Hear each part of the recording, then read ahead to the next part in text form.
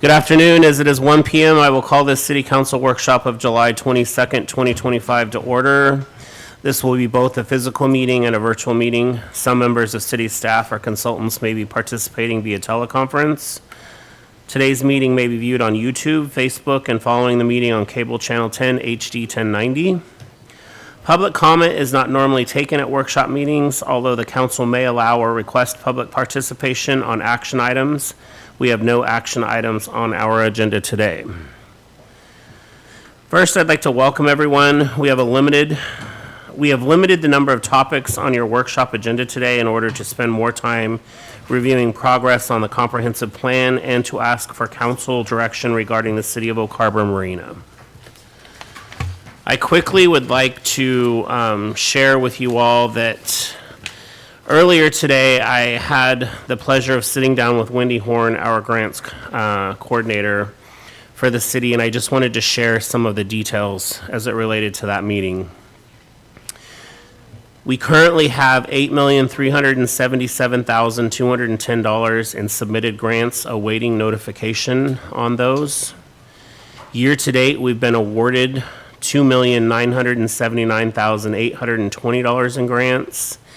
And between now and the end of the year, we will have submitted or applied for an additional $24,003,875 in grants, of which $21,500,000 of those grants are for the marina specifically.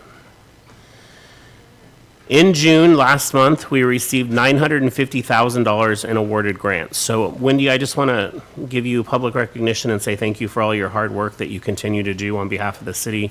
You're doing a great job. Keep up the great work.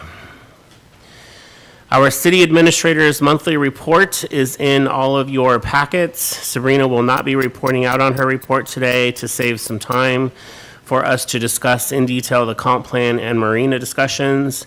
If you have specific questions for Sabrina, please reach out to her individually and she'd be happy to take your questions or meet with you one-on-one.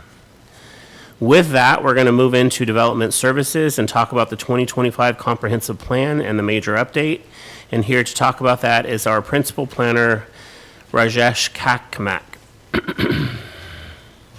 Is he here? I don't see Kak in the room. I know he's in the building, so we're just trying to connect with him. So, well, do you want to move on to? Yeah, let's move on to the marina, and then we'll do that second. Say again. Oh, yeah, I'll go back. Sorry. So what we'll do is we'll give CAC a few more minutes, and what I'm going to do is I skipped over council comments, and I apologize. I did not mean to do that. Thank you, Brian, Councilmember Stuckey, for pointing that out. If any of you or all of you would like to report out on your boards and commissions that you sit on, or on anything in general that you would like to share as it relates from City Council, now is the time to do so. So I'll start with Councilmember Merrow down there.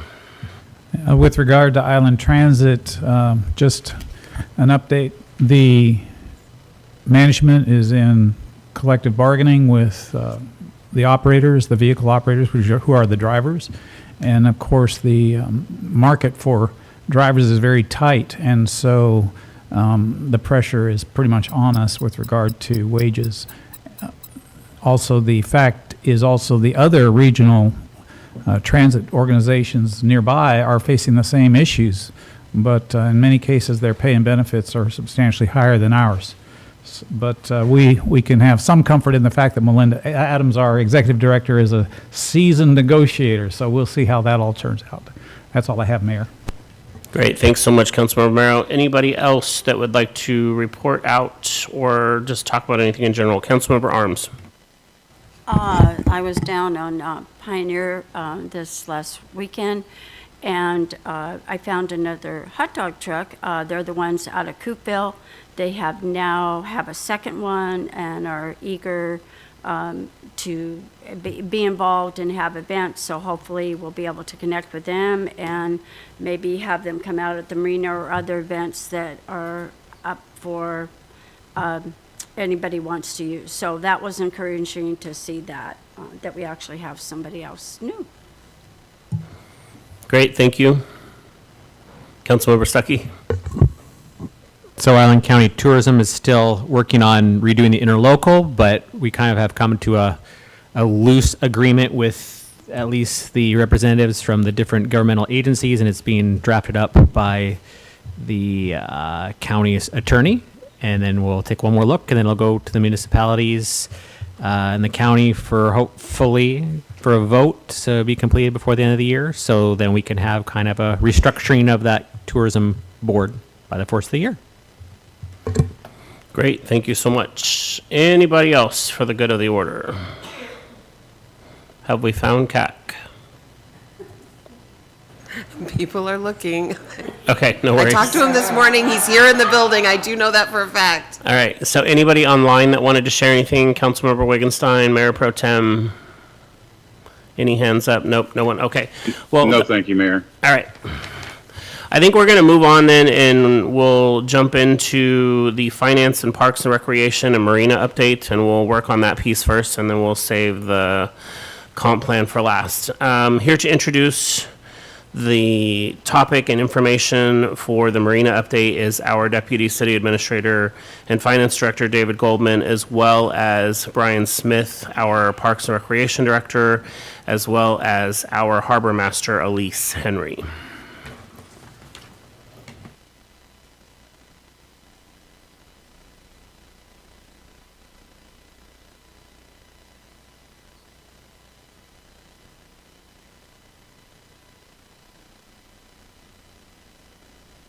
Okay, thank you. David Goldman, Deputy City Administrator and Finance Director. This item will be the Marina discussion for the workshop of July 22nd, 2025. So the presentation will be split into three general areas.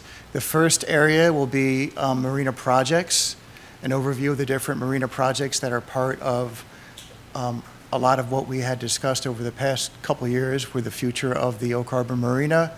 The second portion will talk about different revenue options that can be utilized to fund those projects. And the third section, I'll be opening up a spreadsheet so we can go ahead and choose different options and see how we can go ahead and balance the costs of the projects that the council is giving us direction to go towards with ways to pay for it. So, little overview real quick. There's some details applicable to all the projects. There's a fish window between approximately mid-August to mid-February when any kind of work on the water must be done. That's if it goes down to the bottom or even if it's just on the water, the fish window has to be adhered to. We were advised by our consultants that you should do your best to book contractors by the early spring because the good contractors have their, what he said, dance cards filled up by the time you hit late spring. So it's good to get those nailed down. The cost provided in this presentation from Moffitt and Nickel include an adjustment of 4.5% of annual inflation, and also the dock and the breakwater costs include an additional 15% for unknown future mitigation costs. And of course, details applicable to all the projects. All the figures you see here are rounded. So the marina projects. This is an overview of all the projects we're going to go over today. It includes, we have slides for each one of these projects as well. Just real quick, what we do is we list the name of the project along with the estimated cost in that particular year, construction year, so it's been inflated up. The estimated useful life of each one of these projects, the debt term that we did our calculations off of for each one of these projects, and then the estimated annual debt service applicable to each project. And the small chart on the right are the interest rates that were provided to us by our bond financial advisor as far as what we should be using for the various debt terms. So for dredging, so the first project on that list was dredging. The estimated cost is between $10 to $13.2 million in 2026 dollars. We submitted the permit this April, and we're actually expected to get the permit April of 2026, so it's about 12 months. The The estimated useful life of the dredging is 10 to 13 years. The suggested loan term is 15 years if we just borrow money for the dredging alone. If we're able to roll that in with the breakwater, if we're able to decide on the breakwater at the same time, then we can go ahead and, according to our financial advisors and bond counsel, do a 20-year loan. So the estimated annual debt service depends on the length of the loan. If it's a 15-year loan, sorry about that. If it's a 20-year loan, it's $630,000 to $880,000, depending on the estimated cost. If it's a 15-year, it goes up to $750,000 or $1.05 million for those 15 years. Here's some details on the dredging. We have just under $1 million of unrestricted net position available in the Marina Fund to help buy down the amount we need to borrow, and that's as of the end of '24. We have awarded a $1 million grant agreement with Island County for dredging, so we reduced the amount that we need to borrow by those two amounts. There were 4 dredging options presented to the City Council back on February 20th of 2024. They ranged in price, and those were $2,025 of $9.72 million and $12.36 million at the time. The City Council made the motion to pursue the maximum option as a preferred option. However, the lowest option, at what Moffitt Nichols is estimating at $10 million, can also be performed as an alternative.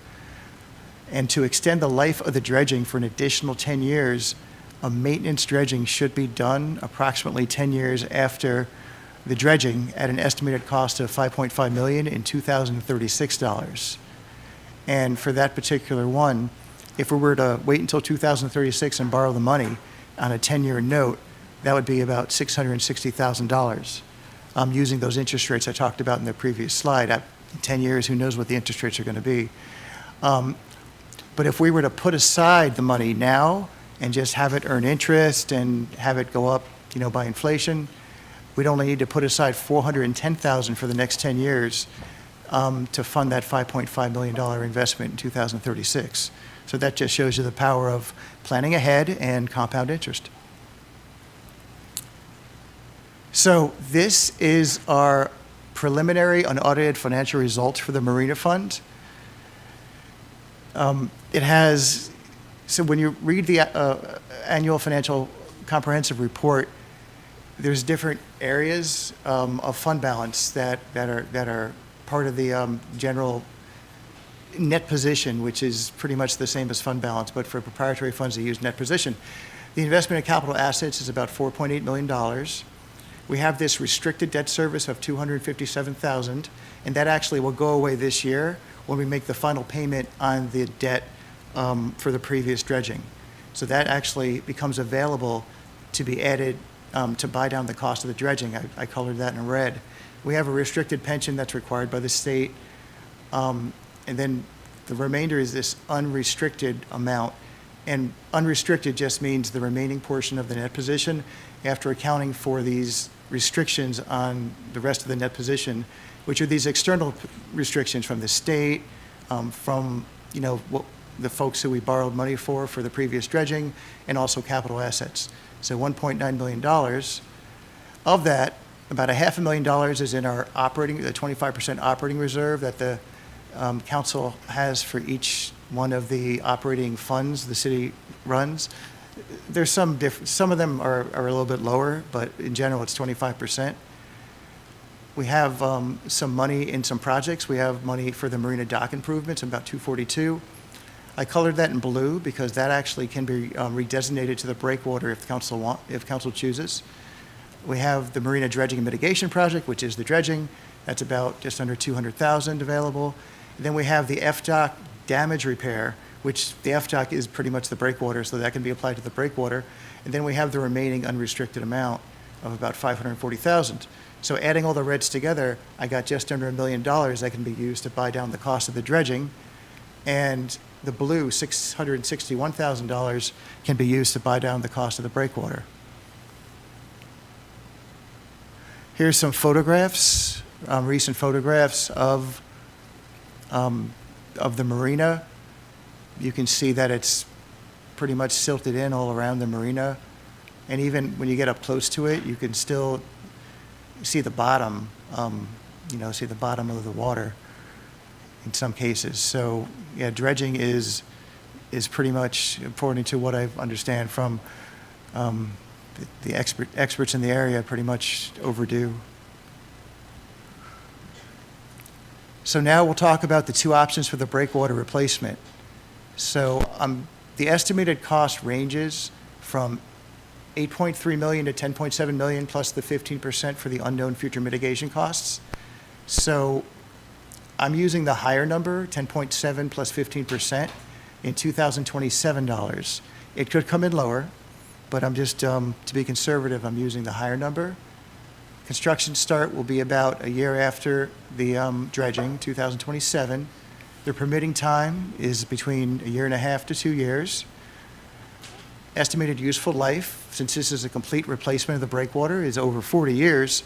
So because of that, I put a 30-year term on the bond or the debt that we'd be taking out for that. So based on that, the annual estimated debt service for this option at the highest level would be $760,000 a year. And I didn't mention that we do have money of unrestricted net position available to buy down the loan amount and those other items too. For option 2, this is the breakwater repair and renovation. It's not a complete replacement. The estimated cost for this is lower at $5.6 million. Permitting time might be quicker. It might go up to the 2 years. The estimated useful life is 15 to 20 years, so it's less than the complete replacement of it. So the suggested debt term is about 20 years, and the annual debt service for this option, including the $661,000 to buy down the amount, is about $390,000 a year for 20 years. Here's some photographs of the breakwater. Elise pointed out to me that, there's areas that are falling apart. And just at low tide, you can just see how it looks. So the next phase of the project would be the dock, looking at the entire marina, all the docks on the marina. Option 1 would be a complete redevelopment and reconfiguration of the docks to meet the needs of today's boating public. In 2028 dollars, that's estimated to be at $34.2 million, and that's with that 15% added for unknown mitigation. Permitting time, up to 2 years. The estimated useful life will be over 40 years, so the suggested debt term is 30 years, and the debt service on that would be $2.235 million a year. And actually, the cost might be lower depending on if a full dredging is done or if one of those minimal dredging options is done, because there might be things as part of that dredging, which the marina folks can get into more detail after the presentation, but there may be ways that the dredging can help mitigate the cost of the dock reconfiguration and redevelopment project. Option 2, instead of a complete overhaul of it and replacement of it, it would be more of a dock repair and renovation. The cost is about a third at $9.3 million. The permitting time might be a year, up to 2 years. The estimated useful life is less, so the suggested bond term is less too. And the annual debt service is estimated at $735,000.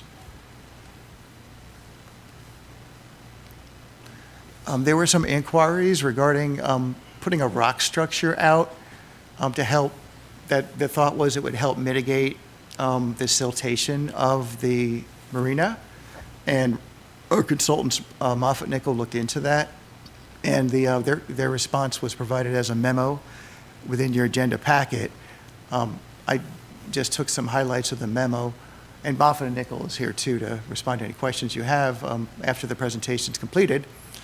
But they basically said that extending out from the Oak Harbor shoreline west of the marina would not provide a functional or cost-effective alternative to maintenance dredging at the marina.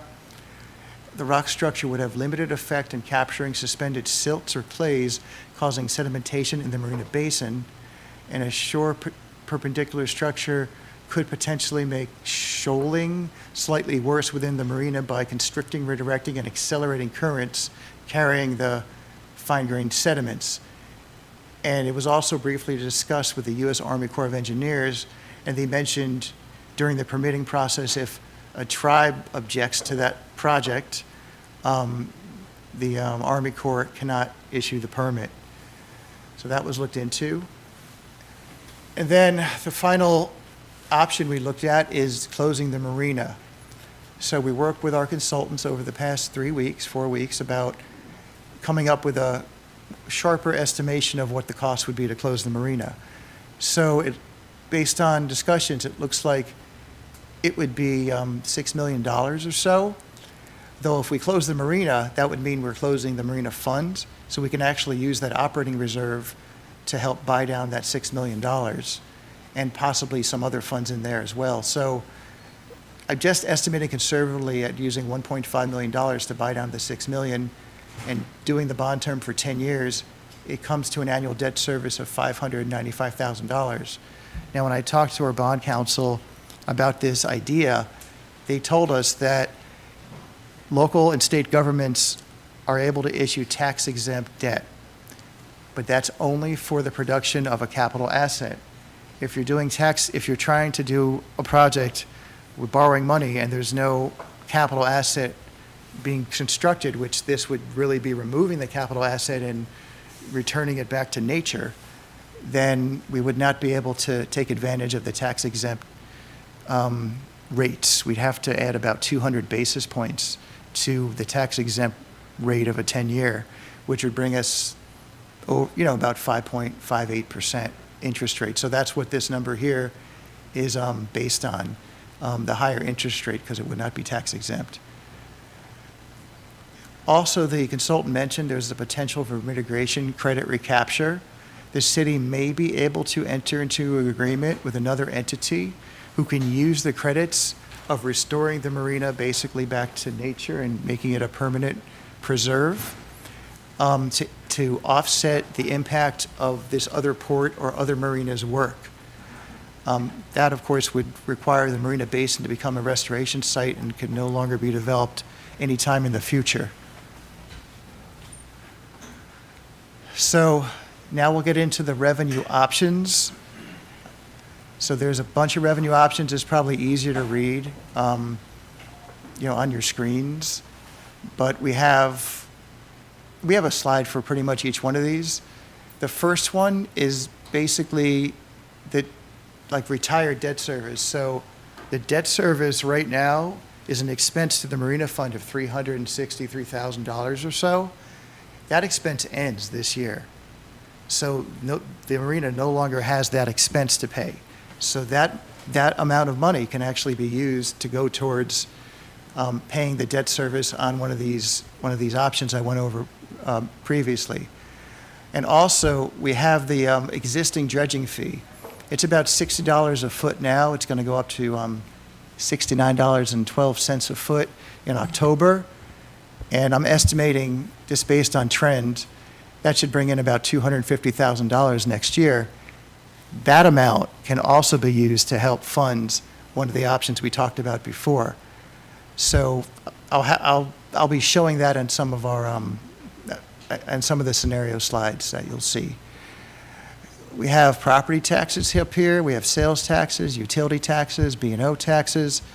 We have additional dredging fee, a breakwater fee, which functions the same as a dredging fee. Breakwater fee doesn't exist, but it would function the same, you would fund the breakwater instead. Then we have Port District MPD and a couple grants. The mayor alluded to 2 of those grants when he was giving his presentation earlier during his area of reporting. The first item is the property tax levy lid lift. So for 2025, that could raise $3.32 million of recurring revenue. That requires a voter approval of 50% plus 1. Term could be a permanent levy lid lift, or it could just be temporary. It can be used for any lawful government purpose unless the ballot language specifically states a particular purpose. However, if it's used to repay debt, it can't exceed 9 years. So really, it would only be applicable if we looked at the closing the marina option, or if we wanted to just use it to do a pay-go type of thing, just like build up a reserve and then use that to pay for something. So that would be an option too. But we can't use it for debt. The direct payer obviously is the property owner, but it could have indirect impacts on the tenants, if it's a rental, or if it's a business, the customers. There's some references there in the revised Code of Washington and also the Municipal Resource Service Center Guide. And that's that. The next option is a property tax excess bond levy. So that would require voter approval of 60% plus one, with validation of 40% of the last general election. The term of this property tax would be the length of the debt. It can only be used for capital purposes, can't be used for any replacements. The direct payer would be the property owner with the same possible indirect impacts. There's some references there, and if you look in the chart, right now, based on 2025 information from the property appraiser, up to $75.8 million can be borrowed for any lawful governmental purpose. If the full amount was borrowed, hypothetically, that would equate to about $5.5 million each year paid by the property owners of the city, and that's assuming a 20-year bond.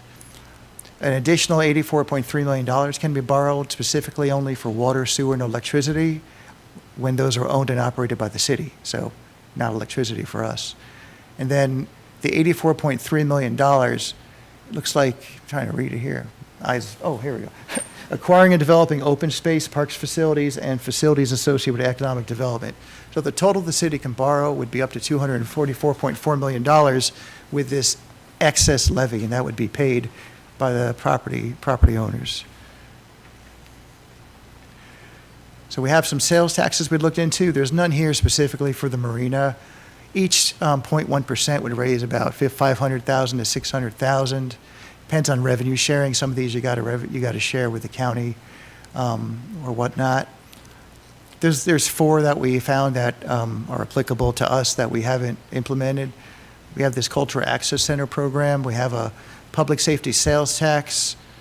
We have a criminal justice tax, which is a brand new one that the legislature created this year. And there's also the Transportation Benefit District tax. The restrictions on these taxes are pretty much, you just read the name, it pretty much tells you what they're for. And some of them can be done by the council, but at least one of them you have to go to the voters, the public safety sales tax one. Utility tax. So this is councilmanic. The council can adopt the utility tax for the city utilities, and for the other 3 utilities, which is on the chart in the next slide, would require voter approval of 50% plus one. The direct payer of these is a utility customer, and the potential impact is, well, utility customer, or if it's a business, their customers perhaps. So there's no rate limit for water, sewer, solid waste, or stormwater. There is a 6% councilmanic limit for electricity, gas, steam, and telephone, and you need the voter approval to exceed that. About 9 cities in the state of Washington exceed that 6% in those. So the chart right here shows you our current tax rates for the city-owned utilities and also solid waste, island disposal there. Each 1% increase, if you add up these 5, it's about $250,000. And then the ones on the bottom, which require voter approval, about $215,000 or so. The dollar amount, a 0.25% of this rate goes to the Arts Fund, but these dollar amounts here don't include the Arts Fund money. I just wanted to show what would be raised directly for one of the marina endeavors if the council chooses to look at the utility tax. Then we have the B&O tax, the proposed amount. We went over this a few times in the past. It ranges from $825,000 to $1.68 million. It's 2025 numbers. That requires councilmanic approval, or you could always go to the voters at a 50% plus one if the retail rate exceeds the 0.2%. When we provided our scenarios, we just kept it at the 0.2%. But if the retail rate, if the council wanted to increase the rates above 0.2, or the retail rate specifically, then that would require voter approval. It could be used for any lawful governmental purpose, and the direct payers of business owners and the potential impact, of course, business owners or their customers if they choose to pass it on. So the state has a minimum gross tax receipt exemption of $20,000, and they also, in the MRSC guidebook says, just make sure you have the staff or you're able to bring on the staff to handle this, because the state doesn't collect this money for you. You got to collect this money. So I added a few options from the last time we did this, just to provide a little bit more, just more of an idea of what can be raised at different levels. You probably recall the top option would be to eliminate $5 million of gross annual reports from the taxes, so it would only be the amount that's earned on an annual basis over $5 million. It's estimated to affect about 26 businesses, or about 1% of the businesses in town. That would bring in $825,000. And the majority of the businesses are retail. Actually, in any one of these scenarios, the majority is retail. What do you call option 2? That's another option that we talked about, $2.5 million. It would about double the amount of businesses that would be affected, 2.4%. That would bring in just under $1 million estimated amount. Option 3 is having a threshold at $1 million. That would affect about 147 businesses, or 6% of the business.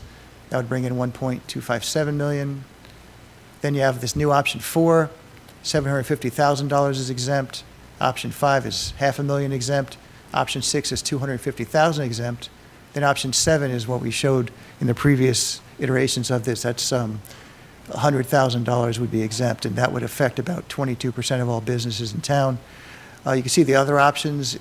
It would affect between about 200 to 340 businesses, 8 to 14%. It would bring in, each one would bring in about 100,000 more or so, give or take 20,000. And all the statistics, there's a lot, you could read them, but all the statistics are down here about the types of businesses it affects, and the minimums and the maximums, and the median amount per year. So there's also the dredging fee. So right now, the dredging fee is about $60, and we're looking at, that's probably going to bring in about $235,000, maybe, I think it might be $238 to be more exact. That's what we're estimating by the end of the year to be bringing in with the dredging fee at $60 a foot. That's going up to about $69.12 a foot in October. So we're estimating for next year, we'll probably collect somewhere around $250,000 from the existing dredging fee. So let's, hypothetically, if the dredging fee was utilized to pay the entire amount of the dredging, then what that would do, it would increase that $69.12 by another $174.26. And also a little statistic here. Each $100,000 raised equals about $27.66 in the dredging fee. Oh, by the way, those are based on the average 32-foot boat. That average was derived by previous analysis done by our consultants, either BST or Moffitt Nickel, and that was the numbers they used in their previous studies. So when you see $27.66 dredging fee, it's really based on a 32-foot boat, and I'll show you what I mean on the next chart. So let's say, like right now, if you take in the moorage, this is on a 32-foot rate, a monthly uncovered rate. There's your moorage, about $279. There's the tax, state tax, no choice, $35.76. The dredging fee in October, the dredging fee will go up to $69.12 for a 32-footer. There's a tax on top of that. Then we got this environmental fee, total about $401. So hypothetically, if the entire amount of dredging, and that would be the top level dredging, not the minimum dredging, but the one that the council decided on last year. Let's say that was completely funded by the dredging fee, that would add $174. It would increase the dredging fee by 250%, and it would increase the total total rental for a 32-foot slip uncovered monthly rate by almost 50%. That would bring the total amount per month from $400 to almost $600. Oh, here's a little history of the dredging fee, by the way. 2021, it was $1.03 per foot. Then during this range, master fee schedules were adopted at varying stages. It wasn't always the same time. So it went up to 131.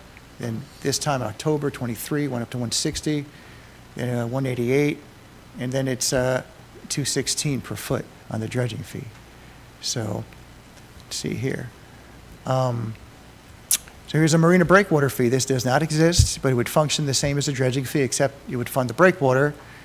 Same concept. It would need to be $210.22 a month, every month, to pay for the dredging solely from rates. And you can see right here, so let's say we kept the dredging fee the same, we just did a breakwater fee, that would increase rates from $400 to $640 or up to 60%. And let's say hypothetically, it's all hypothetical, we increase the dredging fee and the breakwater and put a new breakwater fee in to pay for everything that the projects we talked about, at least for phase one, the dredging and the breakwater, not the dock, but just the dredging and the breakwater at the max level, that would increase rates from $400 to $835 or over double. It's all hypothetical, just, you know. So here's a little bit on the marina rate detail. So on a 32-foot monthly uncovered, and these time frames just tie into the master fee schedule adoption. You can see that rates went from, when you're adding moorage and taxes and dredging and environmental, went from 277 up to 401, up to 401 where it's going to be in October. It's currently 362 right now, but it'd be 401 in October. That's about a 45% increase in those 4 years. And going back to the, this is the revenue and the debt cost. So if I go back and look at the last 4 years and do a projection out to 25, it looks like our moorage will be at, well, you see moorage was at like about 800,000 in 21, and now we're looking at maybe just over $1,027,000 by the end of this year. Dredging, it was coming in at 141 4 years ago. Now we're looking at 236 by the end of this year, estimating 250 next year. And then next to it, we have the debt costs. So there was your debt cost of 180 in 2021. We refinanced to get those great interest rates and pay the bond off early. So we have these 4 payments at 363. And then finally, you have the dredging per foot. So over here, though, you'll see that the dredging fee has always been short of the actual debt costs. So you could see like 141 in 21, the debt cost was 180. Debt cost went up to 363 in the dredging fee. Even though it has increased, it still hasn't quite hit the amount of the dredging costs. So just to give you a little history there. So here's some comparables that our folks over at the Marina and Parks and Rec were able to pull. On the bottom, you'll see you have the Oak Harbor Current, and then in October, it's going to go up to $401 on a 32-foot open monthly rate. Looked at a few other marinas around here, just based on the information we gathered on these 8. We'll still be the lowest after October, and you know these are today's rates. They'll probably be looking at adjusting their rates too for the upcoming year. So yeah, just a little quick comparison we did of the comparables. So next we looked at a port district. We looked at a new port district. So the port district, of course, would be a separate legal entity from the city. Potential amounts that can be raised. They can raise up to $3.2 million to $9.5 million in property tax. And they can also borrow up to $53 million with an excess levy. There's based on the references you see here in the bottom, based on that, I put together these simplified steps for approval. Of course, if this is going to be pursued by the community, I would encourage the community to look into each one of these areas pretty closely, because these are simplified steps. So step one, you need the voters, the residents, would need to get a petition signed by at least 10% of the voters who voted in the last general election. I mean, not 10% of the exact people who voted, but, 10% of the number of people who voted in the last general election within the proposed boundaries of the Newport District. And also, up 3 to 5 commissioner positions can be chosen in that petition. So after the county auditor certifies the signatures that are provided to them by whatever group is collecting the signatures, the county commission holds a public hearing, and the county commission can decide whether to approve or reject the idea. If it's approved by the county commission, then a ballot is held on a special election with a Port District, with the Port District candidates running in that same election. If 50% plus one of the voters approved, then the Port District is formed and the Port Commissioners are elected. And the amounts we calculated just assumed the same boundaries as the North Whidbey Pool Park and Rec District, because we were just looking for like North Whidbey, and because the Island County property appraiser happened to have the data for that particular entity available in its database, we just used it as a, as an example for calculation purposes. The actual boundaries will depend on whoever was to get that petition together and submit it. So anyhow, this is a chart of what I was just talking about. You can, Port District can raise a millage rate of 0.45 for any general uses. That can be done by the board. It brings in about $3.18 million. They can raise an additional 0.45 for dredging. It's only good for 1 year. So if they needed more than 3.18 million, they'd have to vote multiple years for that amount. And that amount changes every year. That's based on their current assessed value of the North Whidbey Pool Park and Rec District that we're using just as a proxy. And then the final millage they can raise is this industrial development district of 0.45. And that's another $3.18 million. That can last up to 20 years, and that has to be approved by the voters. The bottom chart just talks about how much can be borrowed by a port district. The overall amount they can borrow is $53 million with an excess levy, meaning 60% of the voters with validation. However, the board itself, the Port District board, can vote to do a, since it's not a council, I made a term up called board-o-matic, but, same as council-matic. But anyway, they can vote up to $17.7 million to borrow the money without going to the voters of their Port District. So let's say, hypothetically, I just looked down at the next port. South of us is Coupeville. Let's say, Coupeville decided to expand and they wanted to take the whole area that's north of the north part of, the island. Because there's a different tax base, the number's a little different. They can bring up to $4.6 million in property taxes, or with those two other property taxes I talked about before, they could bring up to $13.2 million. They could actually borrow up to $83.8 million. The approval steps that I found seem a little bit different. Looks like the Port District of a port like Coupeville can just pass a resolution to expand. Or if it's the Port District doesn't pass a resolution, a petition containing 10% of registered voters in the expansion area can be put together and submitted for review. But there's a few steps less. It doesn't have to go to the county commission for approval or rejection. I think it just goes maybe to the county auditor for review, I think, but I'm not sure if that was to be pursued. Sure, brilliant legal minds would look into the details of that. And then if it's 50% plus 1% of the voters approve of it, Port District is formed and port commissioners are elected if there's any up for election as part of that expansion. To increase the commissioners from, let's say, I think Coupeville has 3, let's say they want to go to 5. It's similar to the step 1 over there, and the candidates would be elected at the next general or special election. The chart's on the next slide. So I took a look at Coupeville's current millage rates. So they currently have a general millage rate of 0.1093, and then they have an industrial development rate of 0.341. So I just subtracted the amount that the county showed that they were bringing in from those two rates, from the maximum amount, to get what their capacity is on the right. So they have an additional capacity of 4.6 million there. For dredging, they'd be able to use the full capacity. And then This industrial development district would be a little bit less since they're already collecting from that. And then, of course, they have up to $83.8 million they can borrow with an excess levy with 60% plus 1% of the vote.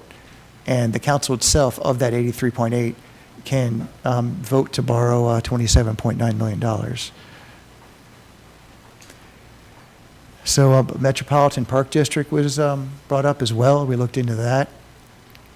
For the ongoing property tax amounts, at the highest level of 0.75 mils, the Metropolitan Park District could bring in $5.3 million a year, and they could borrow up to $176.5 million. The first step, you'd have to have a resolution signed by the governing bodies with jurisdiction over the proposed district. So if that district, we're just using the North Woodbury Pool Park and Rec District boundaries as a proxy because that's, the county already has data for that. So if that was the boundaries, then the county commission and the Oak Harbor City Commission would have to pass a resolution agreeing to create this district and put it out to the voters.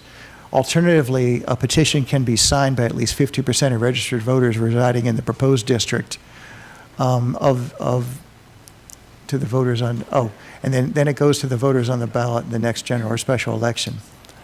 On the actual language where the voters get to approve it, the maximum levy defaults to 0.75 mils, which is the maximum millage if it's not limited on the ballot. And the candidates for the MPD, Metropolitan Park District, can't appear in the same election. So if 50% plus one of the voters approve, an MPD is formed. Now, within 6 months of the election certification, the size and membership of the MPD board is determined by an interlocal agreement between the city and the county.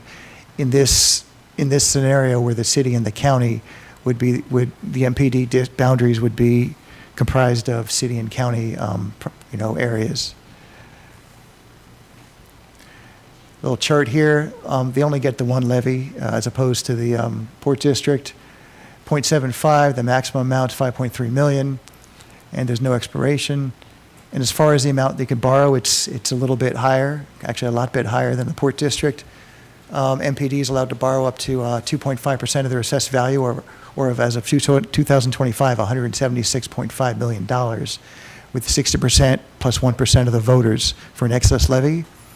Of that amount, $17.7 million can be done by the board or boardmanically. So we're also always looking for grants. Like every day we come up with new ideas to go after money from the state or the county or the federal government. So there's 2 potential grants we're working on right now that the mayor talked about a little bit earlier, and we have Wendy here too to go into details after the presentation. We have a request that we're looking to put in for $11.5 million for the U.S. Department of Transportation. There'd be a 20% match. The due date is September 10th. The project we're thinking about is dredging, and we'd find out about that award by the end of the year. At least that's up to our knowledge now. I mean, with the federal government, things have been being pushed back and deadlines have been changed and stuff. But as of now, that's our understanding. The second grant, up to $10 million from the U.S. Economic Development Administration. Project would be the breakwater replacement. City match is 20%, though there is potential for a waiver, so that's always in there too. There's a rolling deadline, but it is open now, and we would find out about that one 6 to 9 months following the application submittal. So from the MRSC guidebook, I have the ballot deadlines that they have in their latest book. They're coming out with a new book in a few months, or actually November, I think. The last available date on here is the general election. The deadline for, the deadline to get anything on the ballot, whether it be an MPD or a Port District or like an excess levy or any kind of levy, is August 5th, which is just around the corner. They'll be coming out with a new schedule in a few months, and then we'll be able to show council what the new deadlines are for the upcoming year, if the council, decides to pursue something that requires voter approval. So I wanted to give a little bit of history. on the marina funds. So based on our annual comprehensive financial reports, I put a simplified income statement and balance sheet statement equivalents together for everybody to see. So if you look here, I got 2020 through 2024, and the 2024 numbers are unaudited. That's, we'll be going under audit later this year. You can see the operating revenues for the marina, 1.621 million in 20, up to $2 million in 24. Of course, this 2020 and 21 were COVID years. Operating expenses, you can see right here. You have your operating income or loss. So some years we have an income. Now this one here shows an operating loss, but here's the funny thing about accounting. We're required to put the expenses for some repairs that we did for the marina up here where it says operating expenses, but we got a lot of insurance proceeds that year to pay for them, but we're required to put the insurance proceeds over here. So even though this shows a loss, in reality, once you include the money that came in to pay for a lot of these expenses, we actually had an increase in our net position by 200 grand. So every year is pretty much an increase in the net position. And you could see in the beginning of 20, net position was 4.8 million. By the end of 24, we're looking at 7.15 million. But net position does not mean cash, and I'll show you that the next slide. So this is the balance sheet from 2020 to 2024. So you see, you have our assets, you have our current assets, which are basically, assets that have a life of less than 12 months. So cash is part of that. You have our non-current assets, which are long-term assets, kind of like our capital infrastructure at the marina. And then you have this deferred outflow or inflow, basically accounts payable. Accounts receivable. Then you have our liabilities. So you have our current liabilities, which are liabilities due within the next 12 months. Non-current liabilities, which is pretty much our debt. That's any debt that's due over 12 months.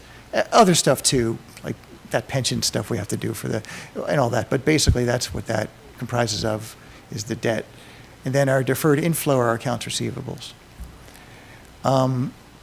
So our net position. So we have money that's invested in our capital assets. Then we have our restricted debt service that was restricted based on the bonds. That's actually going to disappear by the end of 25. It's going to go into unrestricted. And then we have our restricted pension that's required. We have to put that in based on what the state information that's provided to us. They started doing this in 21. In 20, I think it was put in like one of these other rows, but they're required to break it out 21 on. So then we have our 25% operating reserve. We have money that we put aside for capital projects. We have our system development fund, which is a small fund. And then we have our just remaining unrestricted. So our total net position, you can see, has increased, but our unrestricted portion has pretty much, some years it goes up, some years it goes down, but currently we're looking at $1.9 million by the end of 24. So in summary, these are all the marina projects. The dredging, if we use the max from February 20th, 2024, it can be from 880,000 to 1.05 million. 1.05 million is if we just take the money out for dredging only. That's a 15-year. If we rolled in with the breakwater or the port or some other longer-term project, the amount of debt attributable directly to the dredging goes down to 880,000 a year, but for 20 years. The same calculation for the minimal dredging, 630 to 750. The maintenance dredging, see slide, that's this slide I went over before, the 5.5 million. We have two options on the breakwater, a total replacement or just repair and renovation, 760,000 to 390,000. And then we have two options on the dock reconfiguration and redevelopment, 2.235 million, or the dock repair and renovation is 735,000. We talked about the rock structure, and then as far as closing the marina, it's just under 600,000 a year for 10 years. And then this side's a summary of the projects again. We have, the revenue options, sorry, talked a lot. Revenue options, so you have the retired debt service equivalent of $363,000. You have the marina dredging fee, the existing one, looking at $250,000 next year. Then you have the property tax, the levy lid lift, the excess levy.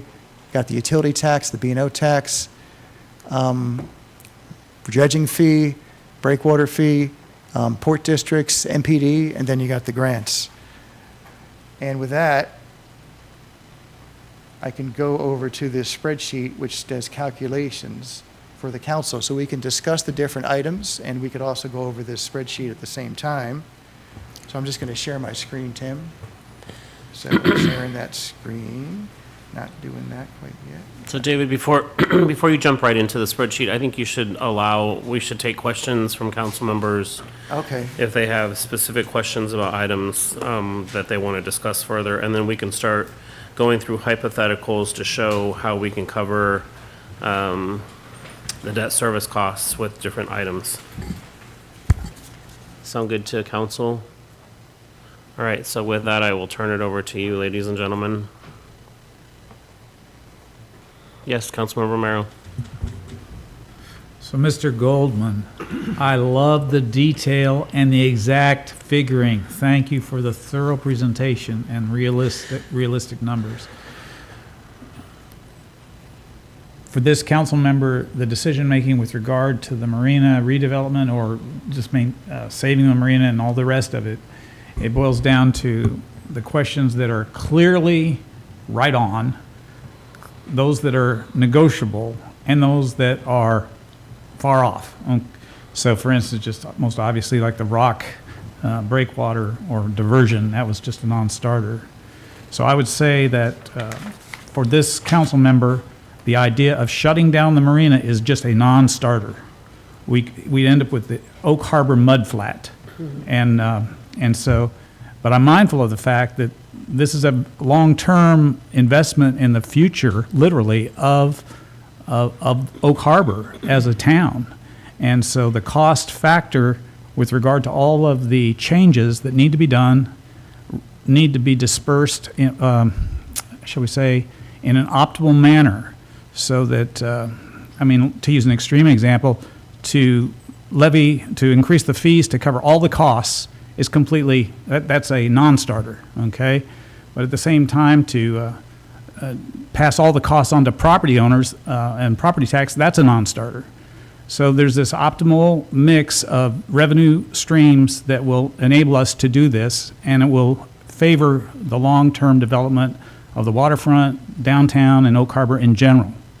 And I would state, too, that with regard to the Metropolitan Park District and the Port District, that is and to use a colloquial expression, that's a can of worms. What I'm trying to describe to you is I've been down the road with the Metropolitan Park District, and there's a large degree of uncertainty. But that doesn't mean it's an unrealistic or even implausible, but is a longer-term matter. So as a matter of principle, I favor, in general terms, keeping the marina within the jurisdiction of the city itself. But I'm not firmly entrenched in that one position. And the truth be known is that I'm not firmly entrenched in any one position, but we've got to start by ruling out the things that are just completely unrealistic and aim for the things that are optimal. And that's really a process of finding solutions that has proven to be useful in many administrative capacities. You rule out the stuff that's completely unrealistic and unworkable, and then you narrow it down, and bracket it till you come to the realistic solution that is not maximal, not minimal, but optimal for the needs of our community. I have other things to say, but not now. Thank you, Councilmember Romero. Next, Councilmember Marshall. Thank you, Mayor. And I would like to echo the sentiments, David. Great job with the presentation. Very thorough and lots of information, and I appreciate it. Some of the questions I had is you'd mentioned if we were to fund the breakwater and the dredging at the same time, we could do that on a 20-year bond. Is that correct? But then the numbers that you presented to us suggested that we do the breakwater at a 30-year bond.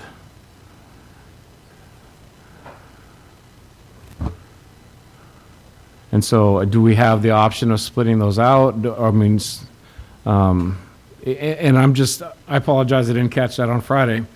Excuse me. But just as you're going through the presentation, I picked up on that.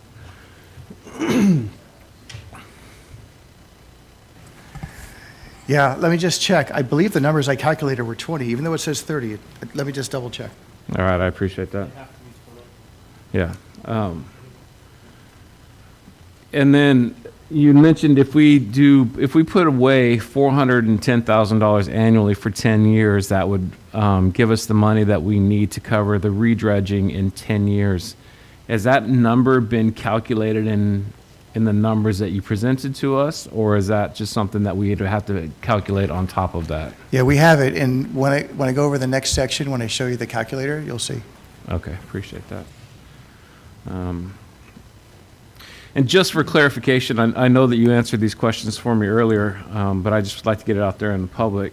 If the city were to bond this, either one of these projects or both projects, and then go back and form a Metropolitan Park District or a Port District, they are not legally eligible to absorb that debt. Is that correct?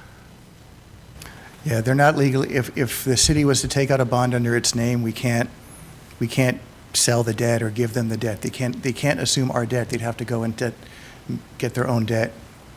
Okay, appreciate that. And then you had mentioned a couple options for the marina reconfiguration. It sounds like we have to do some, and I'm assuming, and at least you can probably speak to this better, the marina's 50 years old, and the docks need to be done. I'm assuming electrical. I know we've had some issues with electrical. We've had some issues with some water and such. And so, can you kind of speak to some of the necessary repairs that we're looking at in terms of a phase 2? So we would need to reconfigure to better meet today's boating public. We have a lot of vacancies in our smaller trailerable slips, and no one is looking for 28-foot slips at this point in Puget Sound. It seems like they're looking for 40 and above.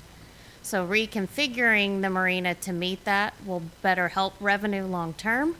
The docks are reaching some of their useful life. Electrical needs some upgrades throughout. And I say some, most all of it needs to be upgraded. We still have some pedestals that are not metered, which will help us better report to PSE the electrical use and have a better revenue source as well in that regard. So yes, we have a lot of capital improvement projects that should be coming in the near future. I appreciate that. Thank you.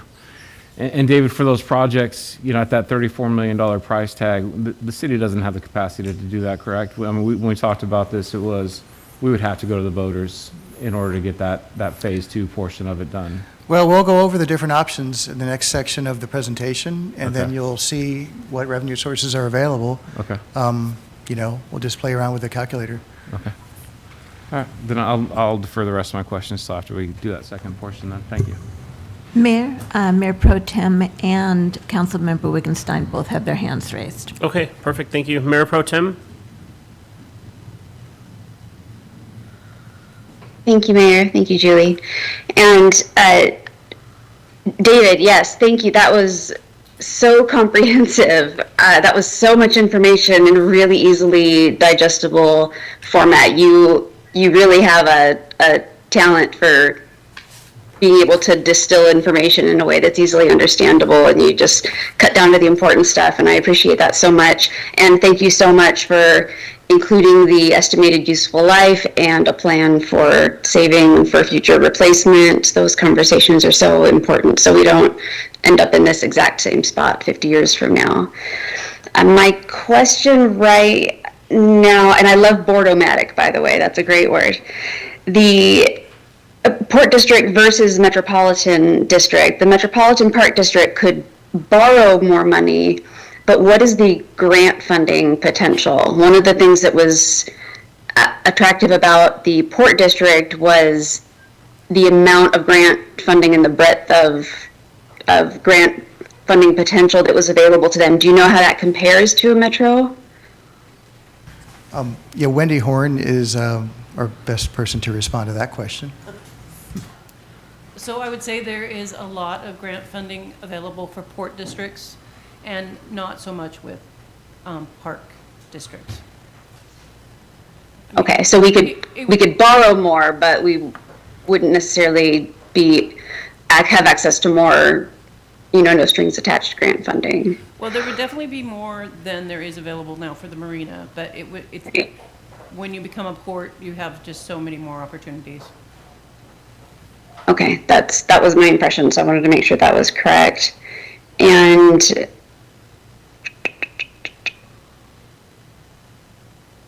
Eric asked the rest. I have a couple, but I'll wait until the next phase for the rest of mine. Thank you so much. Thank you, Mayor Pro Tem. So, Councilmember Wittgenstein? Yes, hi, thank you. I am David again, like everybody else, kudos. You do an amazing job of really taking a complex system in my mind and simplifying it for me, so I greatly appreciate that.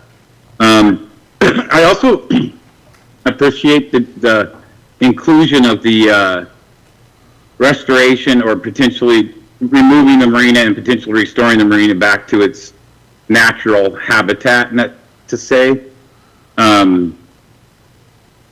That is important to some people. It's something I think we always have to keep in mind as we're going on in these discussions. And when I think about long term, I don't just think about 30 years down the road. I think about 50 and even further down the road. And as we are a state that tends to move towards the climate-centered approaches, I don't know of any other major cities, or not even major, any other cities of our size or even smaller that have Puget Sound waterfront that could potentially be restored back to its natural habitat and become a wildlife reserve aquatically and be used in that manner as well. So I'm happy to see that one being, as something we can still continue to discuss. Yeah, thanks. I just wanted to point that out. Thank you. Great. Thank you very much. Anybody else? Questions at this time? Comments? Councilmember Arms? Thank you, David, very much for going through all this. As everybody knows, I'm more for preserving the marina. I think it's important for our community to have something to look forward to. It's not just the boaters, it's all the kids who are enjoying the fingerlings that come down. We have a lot of people that are interested in it. Trying to put it back to its natural staff will cause a lot of money in the long run. And we also have to remember, we do have a lot in our marina that the tribe is very interested in, and we have to consider would they not be willing to do that or help us. And I think they've given their support behind the marina. So I think that's also consideration we have to think about. Thank you, Councilmember Arms. All right, so before we move on to the next section, I just want to give the last two up here an opportunity. No questions or comments at this time? Okay. And then I just wanted to add one additional qualifier in here that David didn't mention was, if we are really going to consider going forward with a port district or a metropolitan park district, we have to obtain permission from the Department of Ecology, or DNR, because we cannot assign the lease that we have with them to a metropolitan park district or a port district. We have to obtain permission to do so. And that lease is currently through 2029. And so I don't think that they would prevent us from doing so, but I just want everyone to be aware that that is a requirement and something that we would have to go through. That's already been vetted through legal. So, correct, yeah. So that's all part of that, yeah. So that's all part of that process, so. Can I add one thing? You to that certainly can. Yes, conversation? go ahead. 'Cause we did have a conversation with the DNR. If we were to ask for that permission to assign the lease to a port district, we would also have to sell them all of the abutting uplands to the port district itself. That's just a caveat. And Mayor, on the subject of the DNR lease, just to add, since Councilor Marshall had a question about this, if we were to place a new breakwater outside of the current marina footprint, that is outside of the DNR lease tideland boundary, so that we would have to get a new lease with them to do that. Right. So just want all of the information available to you guys, so you have all of the pieces of the puzzle in your decision-making process. All right, David, so let's move on to the calculator and let's start playing around with numbers.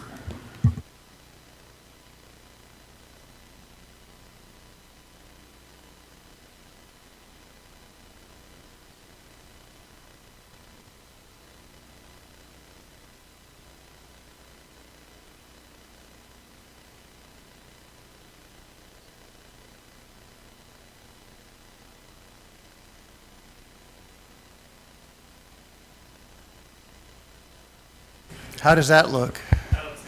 Okay, good, good. So the first part of this calculator would be just to decide, like, or play around with what projects and options we should be including in the cost. I just added, based on Councilmember Marshall's question, the amount of the term of the loan that ties into each one of these numbers. So for the breakwater, it is 30 on this particular one. If that was to go to 20, we'd have to add $165,000 to it. We can work something out where we can take out two loans, one for 30, one for 20 at the same time. But but those details we can work out with our bond counsel and financial advisors. So real quick, so if for example, we say yes to the dredging that was decided by council last year on February 20th, and then we say yes to the breakwater replacement, the full amount. And then we say yes to the reserve, putting $410,000 away starting in 2026. And I'm assuming that number will, one, grow a little bit based on whatever revenue source we end up deciding, grow a little bit per inflation. But also we take the money and invest it. And I'm just assuming we'd earn another 3% on top of that. Right now we're earning like 5%, so I figure long-term maybe 3% makes sense. That's part of the reason why if you put money away ahead of time, it's actually less in the long run than if you have to end up borrowing it when you need it. So anyway, I'm just clicking yes to those three, and for the phase 2 portion of this calculator, I just said yes to option 1 for the whole dock thing. So the next part is this. It's going to be hard to... All right, so with this one, we start off, so the amount where all the yeses added up to in the previous chart ends up there for phase 1 and there for phase 2. The amount of money that has been chosen in this scenario is currently $613, which includes $363,000 of debt service expenses. The Marina Fund is no longer spending because the debt's retiring this year, and the existing dredging fee I'm estimating at $250,000 for 2026, based on, what is it, $2.16 per foot starting in October. So we start off with $613,000, and just based on those choices for phase 1, we need $2,050,000, and those choices again were the maximum dredging, the maximum breakwater replacement, and then putting money aside for the maintenance dredging in 10 years. So we need to come up with the difference, like 1.4 million. So we got property tax levy lid lift, We got utility tax, B&O tax, and with the B&O, I have the 7 different scenarios here. And I also have, since I zoomed in, I'm going to have to move around a little bit. I also have it here, too. This should not say mortgage. B&O. All right, so there's the different thresholds for revenue. That's exempt from the B&O tax. That's the dollar amount of B&O we'd be bringing in each year. This is the median per month that the middle business of the 26 businesses or 59 businesses or so on would pay. And this is the percent of all businesses these numbers represent. So that's for B&O. So if I was to type in like 5 million, that's that. And that's the amount per month the median of the 26 business owners would be paying. And that would bring in a total of 1.38 million. And then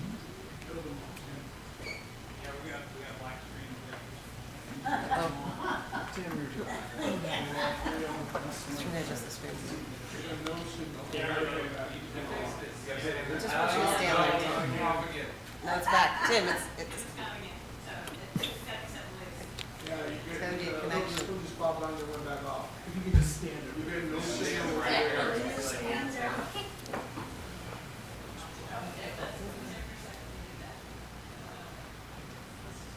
Tim, hold your arm up like this.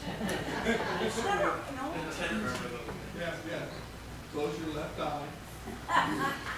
Stand on one foot. Stand on one foot. Shall we all stand over there so we can see one screen? This one's off. we'll take a 5-minute break. Yeah.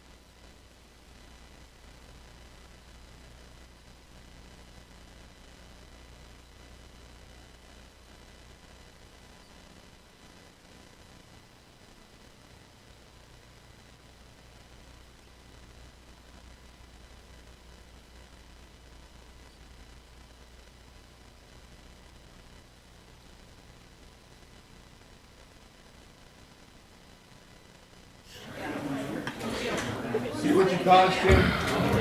The mayhem.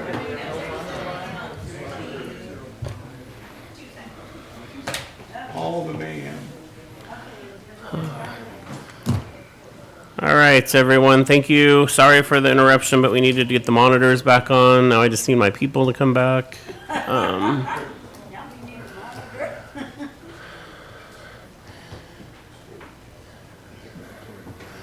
All right, it is 2:22. We are now back in session, and we're just waiting for David to get back so we can continue on with the calculator exercise. I think you guys will see that this will be helpful, that you can throw out some different scenarios and options to see how we get to that number, whatever fits best with your ideology. So, all right, David, you got that? Yeah. Let's go.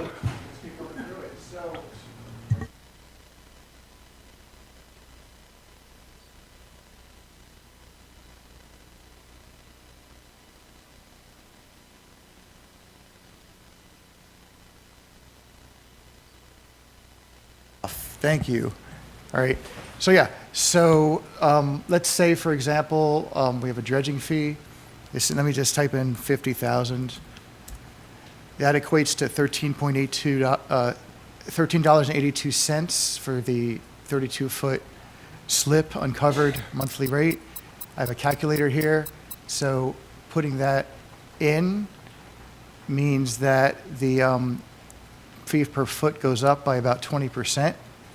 And what that looks like on the overall mortgage rate chart, it goes from, in October, $401.27, it would go to $417 per month, or a 4% increase overall with that, example. And I just did that to show you how the calculator works. Obviously, the city council will be the one telling me what numbers to put in for which items. So with that, that's the amount that we are looking at right now with the scenario that we have put in place. So.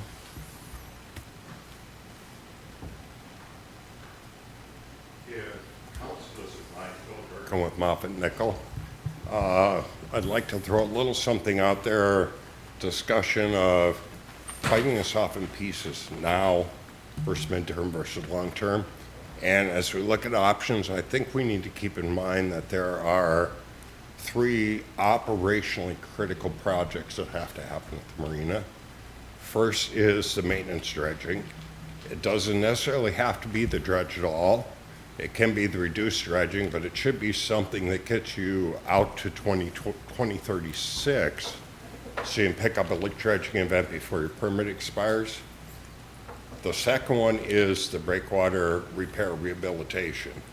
That breakwater is getting beat up every time we have extreme low water events, and it's getting more and more damage every time, primarily due to the fact that the dredging's been foregone. And that breakwater absolutely has to be repaired as an operational project. And the interesting thing is, I don't know that you need to replace the breakwater right now. I think the key is do your dredging, 10 years, do a 2036 smaller dredging, repair, rehabilitate your breakwater to look at another 15 years of life out of that. And then the other one is repair, rehabilitation within the marina. Perhaps not everything that's in that budget, but working with the lease to step-by through critical pieces and look at where we're at with that. And what we really need, since these are critical projects, is what's the total available construction budget that we could potentially have to do these projects that need to be executed between 2026 and 2028. And we can massage and work the projects to make sure that they work for a maximum available budget. And then you've got yourself at 2036, and you've got 7 to 10 years in the interim to work through a lot of other issues, and how do we secure financing, and where do we go with this? And you have that time to determine what you want your redeveloped marina to look like. And what you'll be able to afford as a redeveloped marina.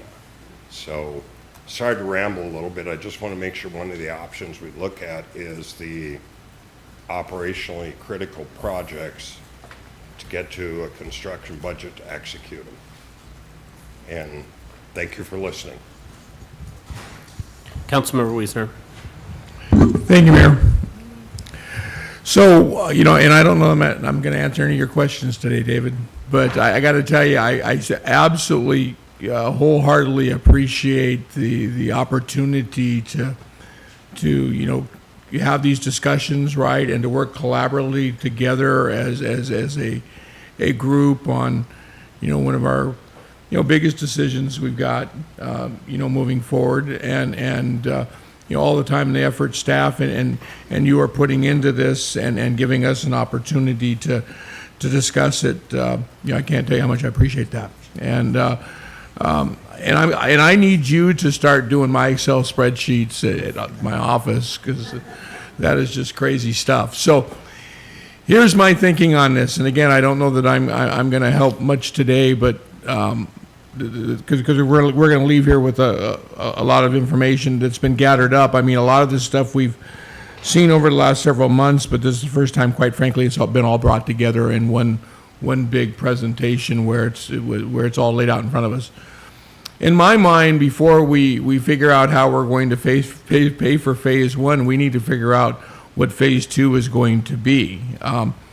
Are we repairing this marina to try and get a little more life out of it, or are we looking to redevelop this marina for the next 50 years to carry us forward? And part of that becomes sustainability of that long range plan. Obviously, if we're looking at creating a 40 or 50 year plan, the marina does have to be changed. The times change. If we just continue to operate the way we're operating, we're probably not sustainable for a 40 to 50 year plan. So that's the first thing we really got to look at is do we want to create a long-term sustainable plan, or do we want to create a shorter-term plan that's a fix and then figure out where we're going to go down the line? Unfortunately, while the shorter-term plan is the easier route, the reality is I don't think that's what we're here for. I think we're here to be long-range thinkers, and short-term thinking obviously is going to come back to bite us down the line, and I think as community, we've probably learned that a couple of times. So with that said, first off, phase two, got to figure out what phase two is, because obviously if you were to tell me that, hey, we're just going to do some repairs here, right, and that's our long range plan, well, then I'm going to be saying that we probably need to be looking at shorter term repairs moving forward.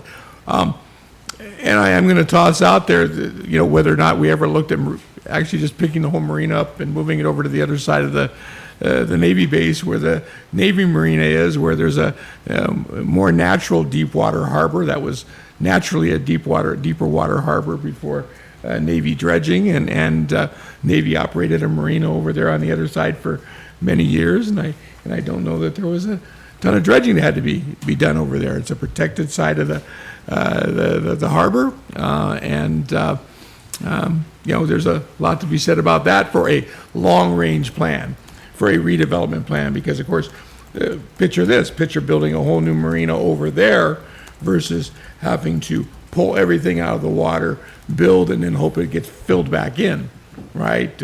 Building new while we're continuing to operate the one, but that's a whole other thing. But I think some of it comes to, and I don't want to take away from CAC's presentation on the comp plan, but I think as a city we have to be thinking not only about this marina, which being our big 50-year plan, but there's so many other things we've got moving forward, and who do these things support, and who should they be supported by? Should this be 100% supported on the back of the taxpayers who live in the city limits of Oak Harbor?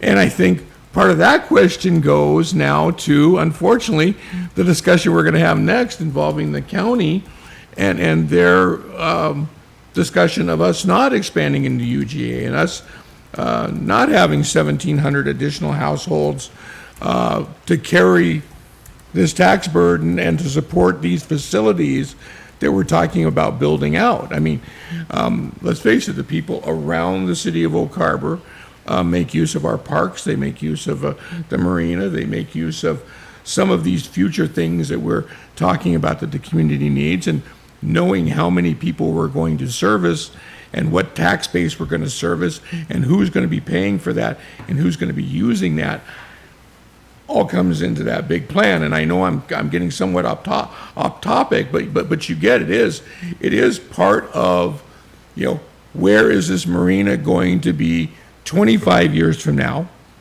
Who's paying for it? Who's using it? What condition it's going to be in? How is it going to be sustainable? What's the council going to do 25 years from now, you know, involving it? And, you know, whether or not it needs to be supported, continue to be supported by the community, especially if the community isn't going to be expanding its tax base. Let's face it, as the community, police, fire, roads, those things that we are required to supply are widely supported by sales tax and property tax.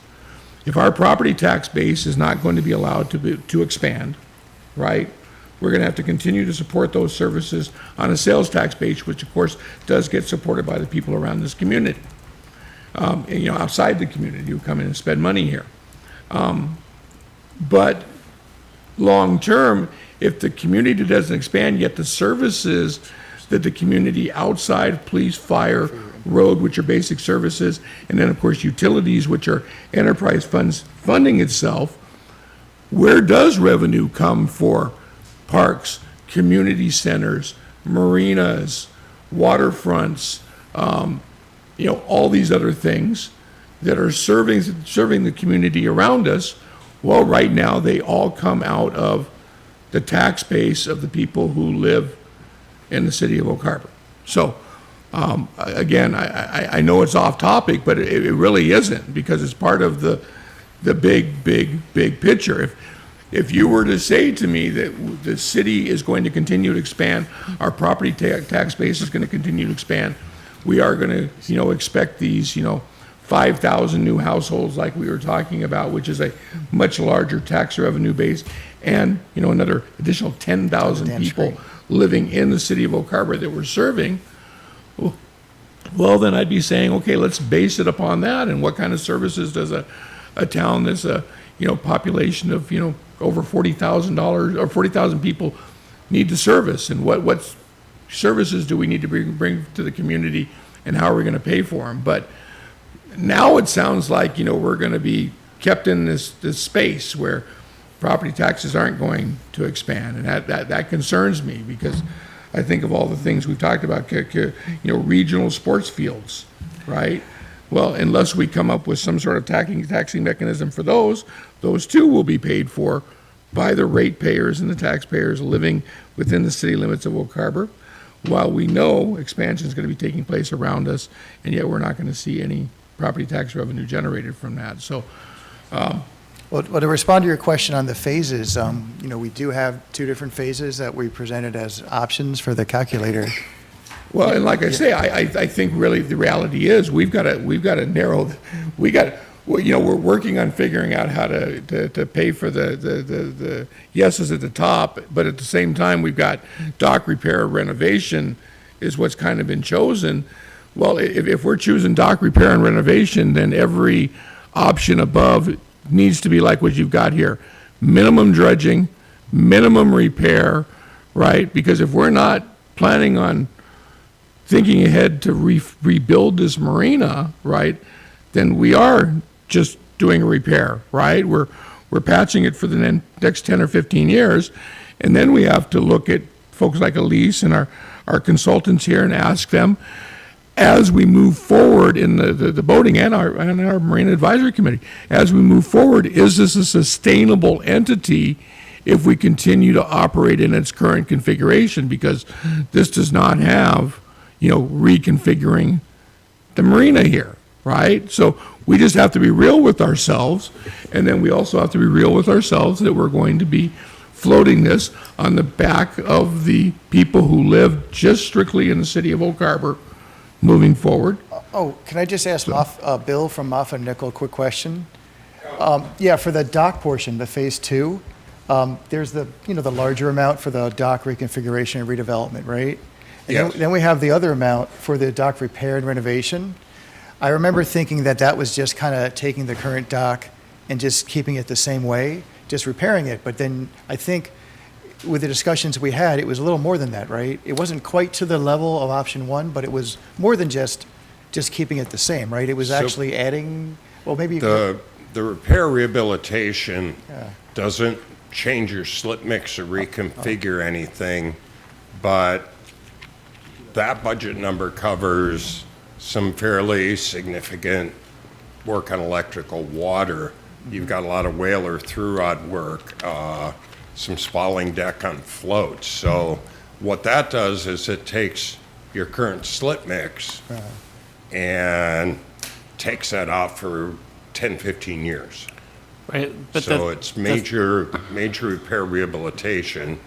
And then the other thing to keep in mind is with the dredging, a couple of the mitigation actions included taking finger floats off one side of B and off one side of D to open that up to longer vessel side time moorage.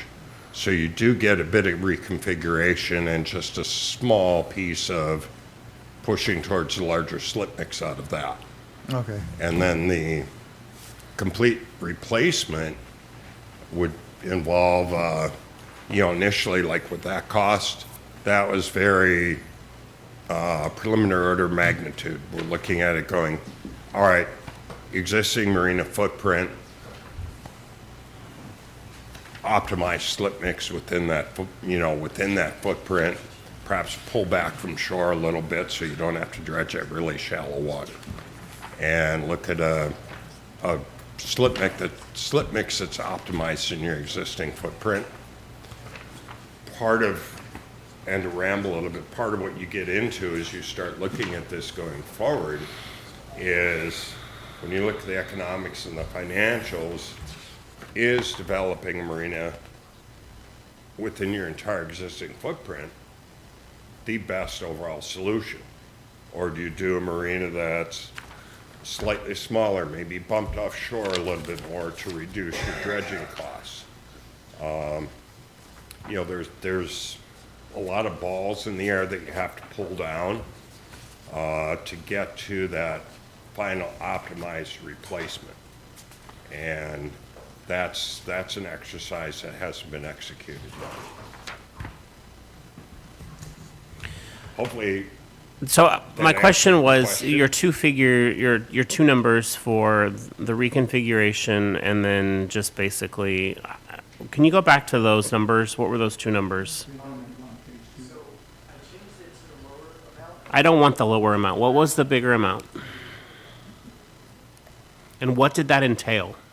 So that entailed the full dredging, and that also entailed the breakwater replacement, the one that will last over 40 years. And also that would entail putting aside $410,000 a year for 10 years to earn some inflation and interest, in order to do a maintenance dredging in 2036. And when you go here, you'll see that that cost is estimated at just over $2 million for phase 1. And the amount of revenue that we have based on the B&L being at the 5 million threshold, plus the funds we have already in the marina fund at 1.438, so we're short about 600,000. So that Can't wasn't. hear anything. So that wasn't changing the docks at all. or the Yeah. slips and all, or was doing Yeah, that? Phase 2 was the docks. Sorry about that, Councilmember Heisen. I just went over what we talked about earlier with the options. But yeah, to answer your question, Mayor, that didn't include anything in Phase 2. Phase 2 is the docks and changing all that stuff out. That'll happen a few years down the road. It's not one of the immediate pressing needs that the marina needs just to continue operating. So, Councilmember Wiesner, does that help you more or less? Well, yeah, no, I totally, I appreciate that, and again, I love the conversation, right? Because this is big stuff. So in the end, it's $4.5 million. You change, $4.2 million annually. We would need. Right? Am I off base here? $4.2 million annually if we were to do the whole kahuna on the marina, right? And what this all comes back to is all of that being supported by the tenants of the marina and our little community that apparently isn't going to grow as much as maybe we thought it was going to grow, tax base wise. And in the meantime, we've talked about these regional ball fields. We've talked about all these other things. If we were to figure out a way to fund and service $2.24 million annually in debt service, how are we going to afford to do the other things that we're not talking about today? And I don't want to get in the weeds and talk about yet. So I mean that's where I'm coming from, right? I mean the lack of ability to get additional property tax revenues moving forward, the lack of ability to expect increasing sales tax revenues because we've got more population to serve, and yet we have all these things ahead of us.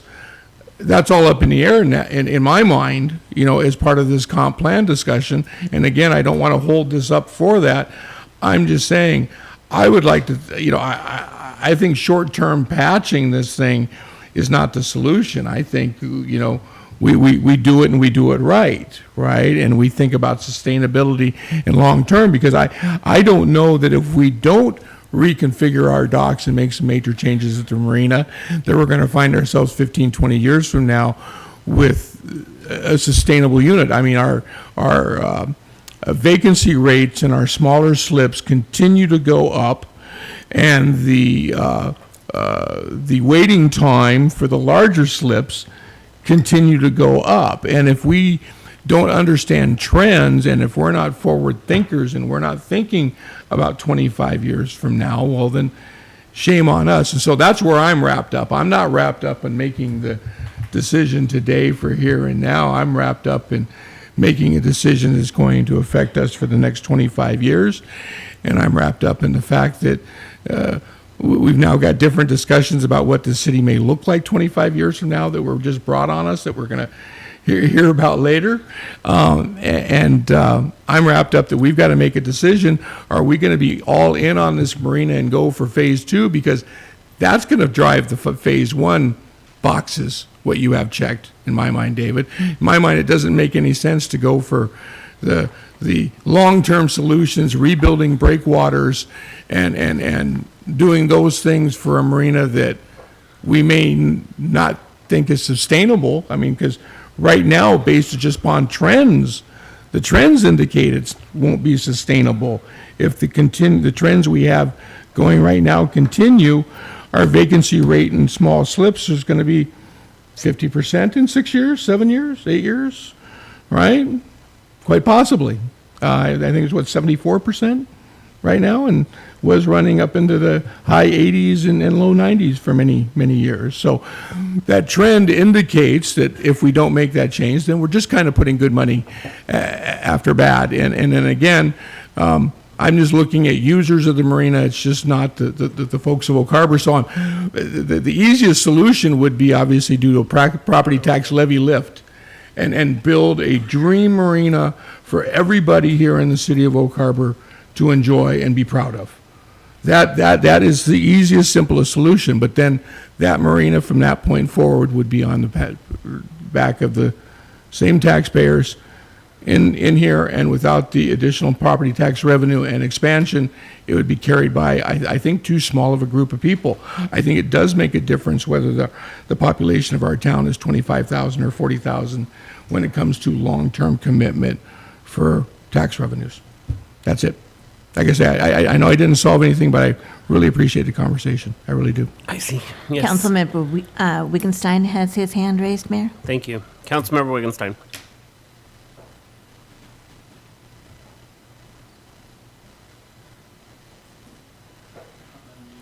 Hit unmute.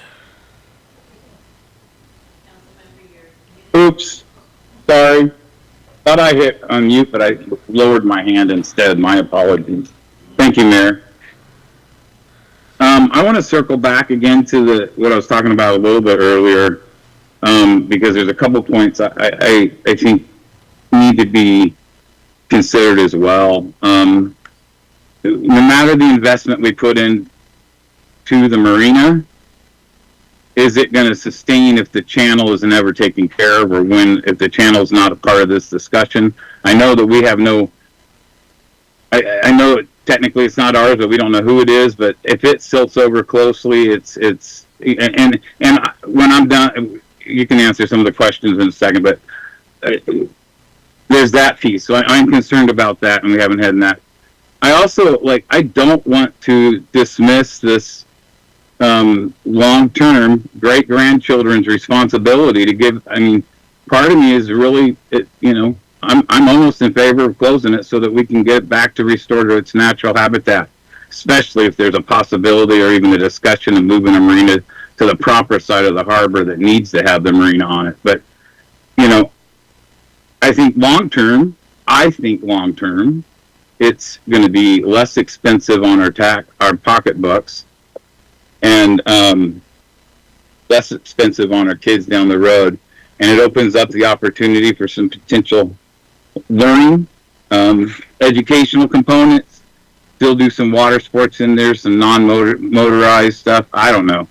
It's not an option that shouldn't be considered, and I think it should be. So with that, I do appreciate all the stuff going in. And back to that, I remember hearing a conversation when we were in DC a couple years ago about potentially money that the DoD is using to restore natural habitats that they once destroyed for the building of our national defenses back in the day. That potentially could help with the closing, which could mitigate some of our expenses even more, potentially, if that's still available. And so, again, when we're looking long-term on our tax dollars, part of me is really, unsure of where the future lies for us completely.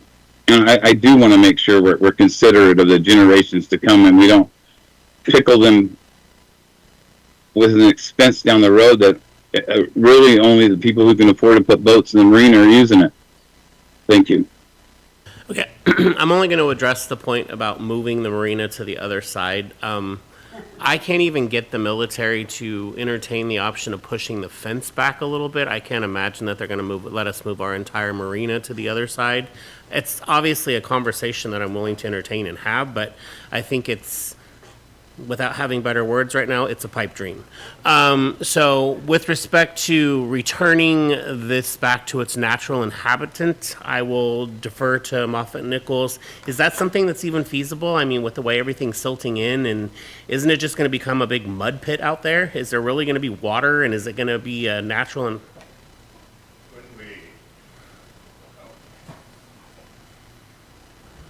So when we took a look at this option, I'll say briefly kind of towards the end, because really I've been working here since Mac Funk days, and I couldn't fathom closing the marina. Yeah. But we looked at it, and it was more about, okay, what are the mitigation credits we achieve when we take all the pile and take all the floats and take all the water infrastructure out, take the sunken barges out because DNR lease requires it, and walk away. We've got this bunch of mitigation credits, and you can monetize those through an agreement with another entity.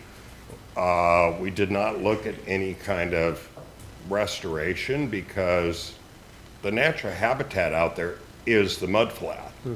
And so the basin will fill back in and you'll have a big mud flat. And everybody kind of goes, a big ugly mud flat. Visually, it is not stunning. But when you talk to the agencies, WDFW, NOAA Fisheries, you talk to the tribes, mud flat is habitat. But we wouldn't go back in and fill the basin in. That would just fill in on its own over time. Relative to monetizing your mitigation credits, you know, if you took everything out and you weren't going to necessarily put anything back in over the course of near term, up to 10 years, there's one value. If, even though it's a DNR lease, you could work something out with them that it was committed for 40 years plus, as nothing would go in there, you could monetize those credits at a higher value. Easier to do when you own the property, more interesting to do when you're talking about a 40-year commitment on property that's a DNR lease. And hopefully it answered the question, didn't Thanks. ramble too much. Nope, that's great. Thank you.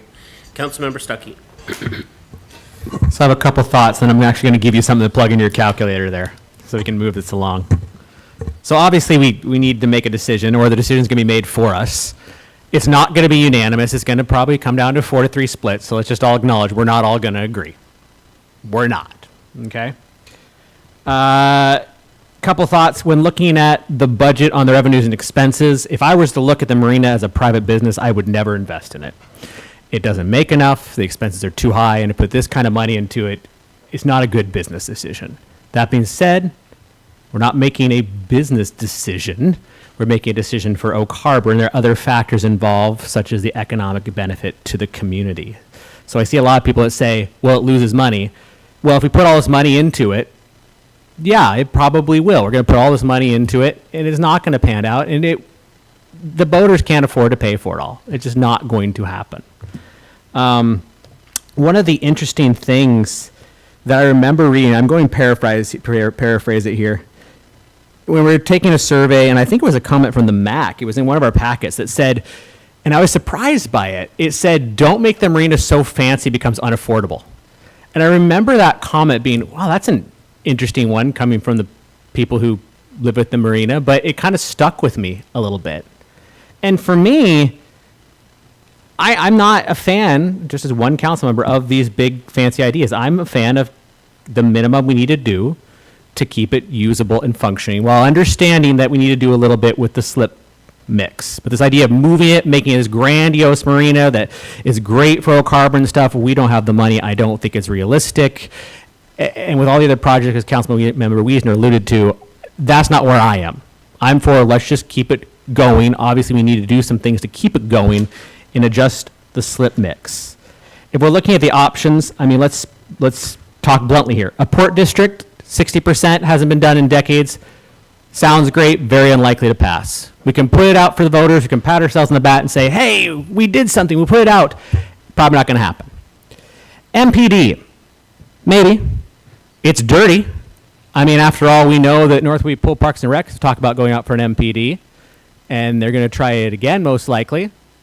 It's not great for relations, not that that's everything, but we had some concerns with the MPD when that was talked about then, and some of those are still valid. I said I had a problem with it being just 50%. I still do, even if we were the ones proposing the MPD. That doesn't go away.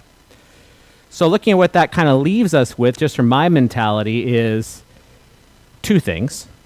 One, when we looked at the average rate, we're still on the bottom. What would it look like? And I'm not by any means saying that this should all be paid by the boaters, but right now I think we're at $401.27 we're scheduled for. David, is that correct? And if we were to increase, if we were to increase that by $25, I understand this is the average rate. to 426.27, which would put us in the middle of the pack. What would that do for us, dollar-wise? It's not going to pay for even the minimum. I understand that. All right, so raising $100,000 from a breakwater or dredging fee Okay. would be $27.65, so that's about what you were talking about, right? Okay, yep. So let's just, because we're playing here, let's leave that there. Now, the B&O tax. I don't love the B&O tax, but something you said that was interesting that I hadn't considered before is you say the B&O tax can go to the voters. Yeah, the B&O tax can go to the voters. The council can approve it, or the voters can approve it. And actually, voters are required to approve it if your rate is proposed to go over 0.002 for retail. So I don't particularly like the councilmatic options. I like the idea of going out to the voters. I mean, when we look at, I'm all for doing what the majority of people want to do, as I've often said. And if we look at the surveys we've gotten, they're very pro-marina. But again, let's be honest. The people that are taking in the time are pro-marina people. If I were to look at the audience here and say, how many of you have boats in the marina, think the marina is great? I'm not asking directly, but I would guess most of the people here. There aren't too many people who took time out of their day in the middle of an afternoon to speak out against the marina. Same thing when we had the workshops at night. I believe that those results would show us that the majority of people who showed up, who took the time, are pro-marina people. By putting out a vote about the B&O tax to be applied to this, we'll get our answer right there.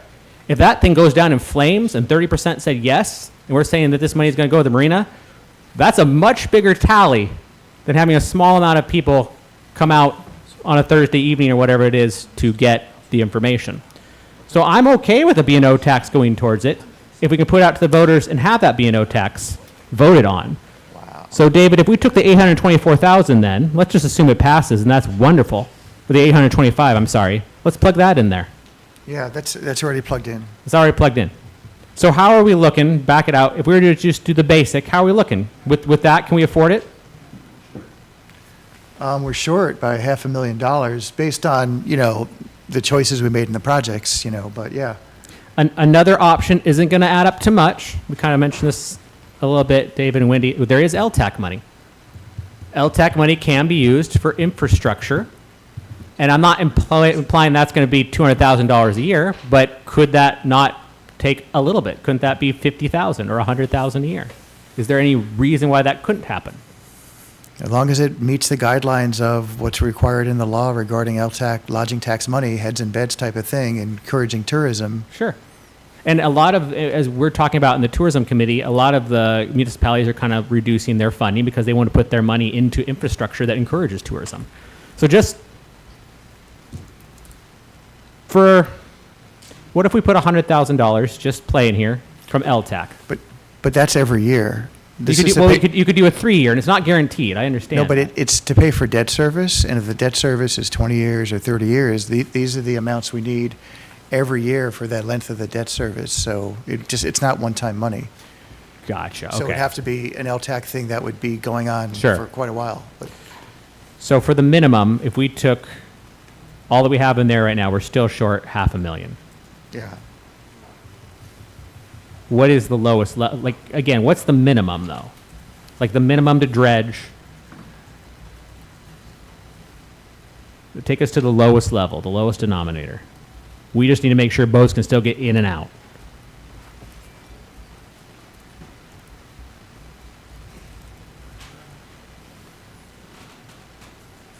So it looks like we have enough for that scenario. Okay, For and phase one, that's just marina, and Sure. that's the dredging and the breakwater. The rejuvenation of the docks option, I put that on the lowest, and that's what it would be needed every year for that one.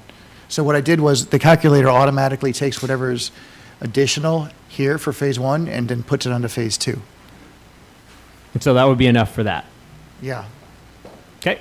I mean, just to make it ridiculously simple, because there's a lot of ifs. If this goes out to voters, if the voters approve, yes, I understand there's a lot of ifs. There's a lot of ifs with all these scenarios. This is the one I'm the most comfortable with. That's all I have. Mayor Pro Tem has her hand raised. Mayor Pro Tem. Thank you, Mayor. And the mayor addressed this. I was going to answer the moving of the marina to the deep side of the harbor. Yeah, we can't get the Navy to agree to move the fence back to help us accommodate, boat storage or an RV park. We can't even use the Mailer Point Trail anymore. So I don't think that, while it's a great idea, I don't think that that's something that we can realistically plan on. But it certainly wouldn't hurt to discuss that idea every time we go back to the Pentagon, because as far as I know, the Navy's not really using it. So this is so hard because I'm trying not to, we're always think ahead, but on this particular issue, I'm trying not to get hung up on phase 2 or 25 years from now, because the ideal scenario in my head is that we raise just enough to keep the marina functional and set it up for success so that we can turn it over to a port district, which will then be able to get the kind of money that's required to reconfigure the dock and everything that will, it doesn't need to be, I agree, it doesn't need to be fancy, it just needs to be functional. There's a lot of, Ryan Bradley on the Yacht Club and the Marine Advisory Committee, he had a great idea about having the farmer's market, the Thursday farmer's market that's next door to the chamber, maybe have that at Catalina Park or near the marina in that parking lot or something, because that would, when people are boating, if there's a farmer's market nearby, they will absolutely go out of their way to stop at that place. So, there's a number of things that we can do that wouldn't necessarily cost a whole lot or be super labor intensive, but that would drive people there. And I think that if we pile all of these ideas on top of each other, we might make some progress and set the facility up for success. Ideally, in my dream scenario, to hand it off to a port district. Transferring responsibility for it to me is not necessarily a downside or a negative. It's still an elected board of people. I think ideally the Coupeville Port District would just expand, so we're not reinventing the wheel, and then we add some North Whidbey representatives, and they can take it over. And Brian had a great point about, well, if this was a business decision, I wouldn't invest in it. But as he said, luckily we're not a for-profit entity. We don't have to make decisions based on profitability. If something pays for itself, that's best case scenario when it comes to providing services. So, we're not in this to make a profit and make it really fancy, and there are marinas out there that can, they are able to make that happen. But for me, we just need to keep it functional. And unfortunately, as Chris pointed out, if the channel doesn't get dredged, where is that functionality going to come from if we can't get to it? But unfortunately, there are a number of unknowns in this scenario, and we can't wait until all of those answers line up for us. And as much as I would like to, as wonderful as that would be, it's not realistic. So what we need to do is make a decision that will, make the most difference, get the most bang for our buck, extend the life and the usability as much as possible while burdening as few people as possible, as little as possible. So I'm still for the B&O and to very enthusiastically go after the Port District. I think it has potential if people understand that a Port District isn't about a marina, and especially if the Coupeville Port expands and we're not trying to create something new. I think that there's a ton of potential there. So that's where I'm sitting currently. I think I covered everything for now. Thank you for your patience. Thank you, Mayor Pro Tem. Yes, Councilmember Arms. I can tell you one thing, you're not going to get anything on the base. The security is so tight, it isn't even funny anymore. If you don't see the long lines you're trying to get in, it's pretty amazing some days. The other thing is, I understand about going out to the voters, but the thing is, we've already had how many meetings? And people been able to vote. It's just one more step that we have to do. The city has to take care of. We have to do all that. I think it's time, if we're a no, then you're a no. I think it's time we said we have to make a decision. We've been putting it off. Now it'll be longer to put it off, and we're not getting any revenue, and things are happening. The other thing, besides the B&O tax, we could do the utility tax, and we do have the lodging tax. So I think all that combination, a small amount could go a long way. We have given the community ample opportunity to voice. We've had meetings, we've had it in the paper, we've had it everywhere. And I'm sure that the people that do use the marina have been talking about it.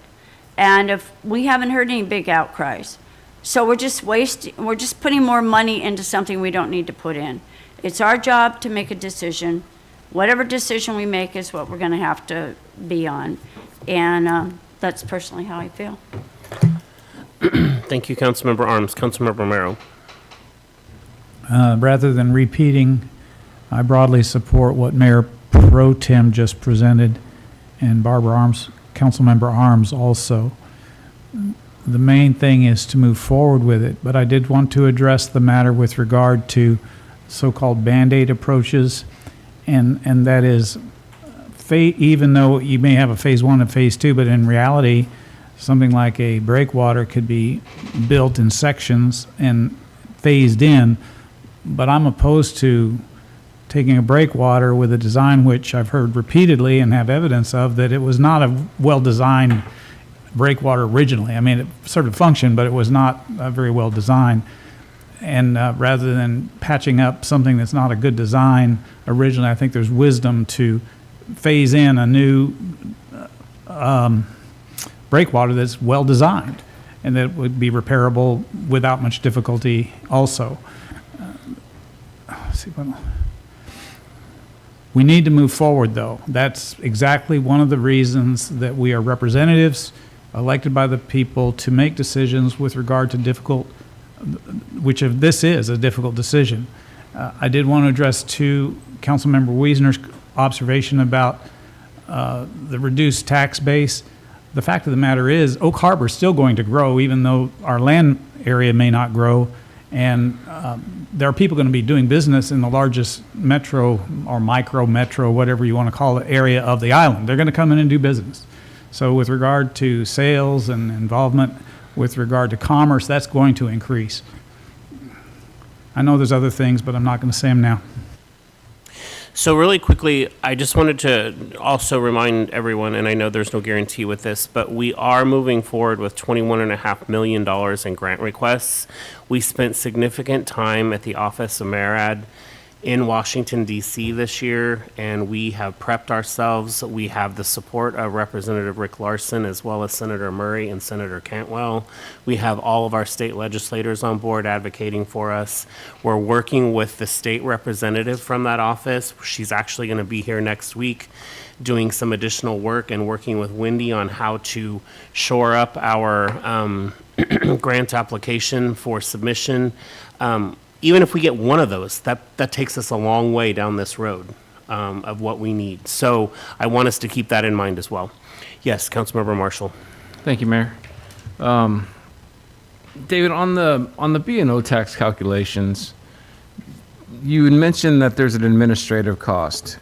Does the B&O tax calculations that you presented to us include that B&O? Does it include the administration costs? Those numbers just are estimates of the amount of revenue only that the B&O tax would generate, those levels. So the actual amount that we could apply towards this project would be less because there's an administrative cost, is that correct? It would be somewhat less, yeah, it all depends, but we might get more revenue than I estimated too. It's hard to tell exactly how much we'd get until people start filing their taxes, taking the credits and deductions and, sending us the revenue, and also how much staff time and administration cost it would take to collect the revenues. So. Okay. David, ballpark, would a high-end estimate be that it would be more than $100,000 to administer the collection of this? I mean, it would be based on a percentage, so like at the lowest threshold, maybe 100,000. At the 100,000 threshold, what brings in the most money, almost 1.7 million. I mean, I don't see it approaching that, but it could, like if you rounded it to the nearest 100,000, it might be more than 50, you know what I mean? So, Yeah, so it's inconsequential. Okay. So, Mayor, I appreciate you reminding all of us that we have these grant applications in. I mean, one of the grants that, David, you had said is we are expecting an answer on in December. And so, and that would cover the cost of the dredging even at the higher level, or almost would entirely cover the cost of the dredging at the higher level. Is that correct? well, Wendy can get into more detail, but at the amounts that we looked at, $11.5 million for dredging, but there's a 20% city match too. So we'd have to figure that out. But it would cover most of the costs. So at that match, though, we get $1 million, you said, from the county. We have almost $1 million from the Marina Fund, right? And then, so we're looking at $300,000, $400,000. Yeah, we'd have to come up with, about that amount. And that's just one time too, because, it's not like an ongoing, it's just a match to the overall amount, so. Right. So I understand the sense of urgency to pass something right now, but realistically, if we were to wait until January to see if we get this grant and decided at that time, if we didn't get the grant in December and we decided in January to pass a B&O tax, would we then be able to bond that money, those revenues, in time for the in-water window period? But once we have it adopted, then it becomes legally effective within 30 days, and then we could use that money to bond out after it gets implemented. So barring any kind of, anything else happening, but yeah. So worst case scenario, we pass it in January. By March, that's past that 30-day window, then we could start to bond that revenue out. There's also the point of trying to get, it's kind of crunching down the time frame immensely because it's important, according to our discussions with the consultant, to get those contractors on board in the spring so we could kind of make sure we get good ones as opposed to ones that may not be as used to doing dredgings and end up with a subpar dredging. If we want to shoot for 2026 for the dredging, it just adds more risk to the time frame. That's what it comes down to, more or less. Talking about getting on their dance card. Yes.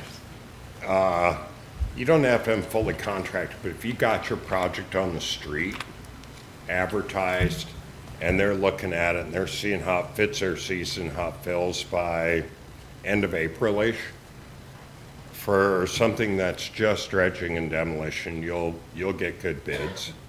And really if it's just the dredging and demolition, pushing into May, you'd probably be okay, particularly since we won't need the entire fish window to execute this level of work.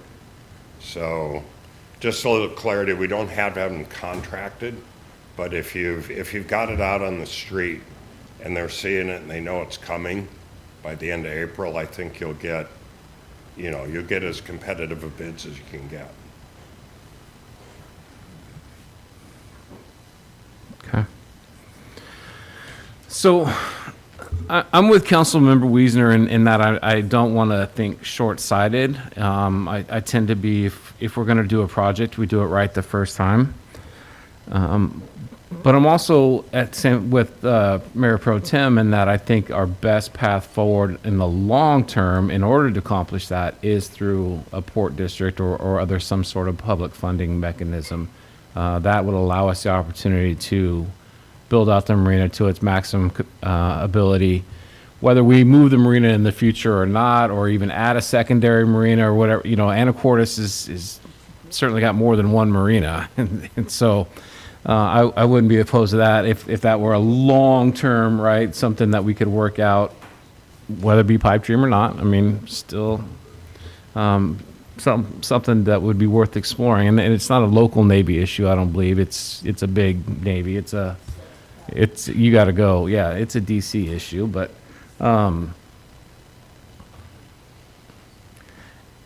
For me, I'm okay biting this off in smaller chunks if that's the recommendation of our consultant, as long as we can keep the marina functional. The less debt that we have to incur as a city, if we were to pass that off at a port district later, is, I believe, in our best interest. And so I would support the lower level, but I'm still not comfortable instituting any kind of a new tax at this particular time until, at least until January, right? Until December, when we find out if we're going to get some grant funding, because there's no sense adding a new tax, putting a burden on our businesses if we don't have to. And to another one of Councilmember Wiesner's points is, David, you had answered a question for me before. 49% of our occupancy is from the city of Oak Harbor. The other 51% is outside of the city. So it's not just a city resource. This is a regional resource. This is a North Woodbury resource. And so putting it on the backs of our businesses, I would much rather see that spread out over the entire North Woodbury area, and with the expansion of a port district, potentially through Coopville. So, thank you. Councilmember Merrill. I would support, and in fact, I do support Councilmember Marshall's position with regard to if we have grant applications out there that are realistic and are being forthrightly pursued, that it would seem irrational to burden with something like a B&O tax, which could be rescinded, but once it's established, it's pretty difficult to pull back on. So my thought about waiting until we get some feedback about the grants would make complete sense in my initial thinking. Councilmember Wiesner. Thank you, Mayor. And yeah, it sounds to me like, we're zoning in on the concept that,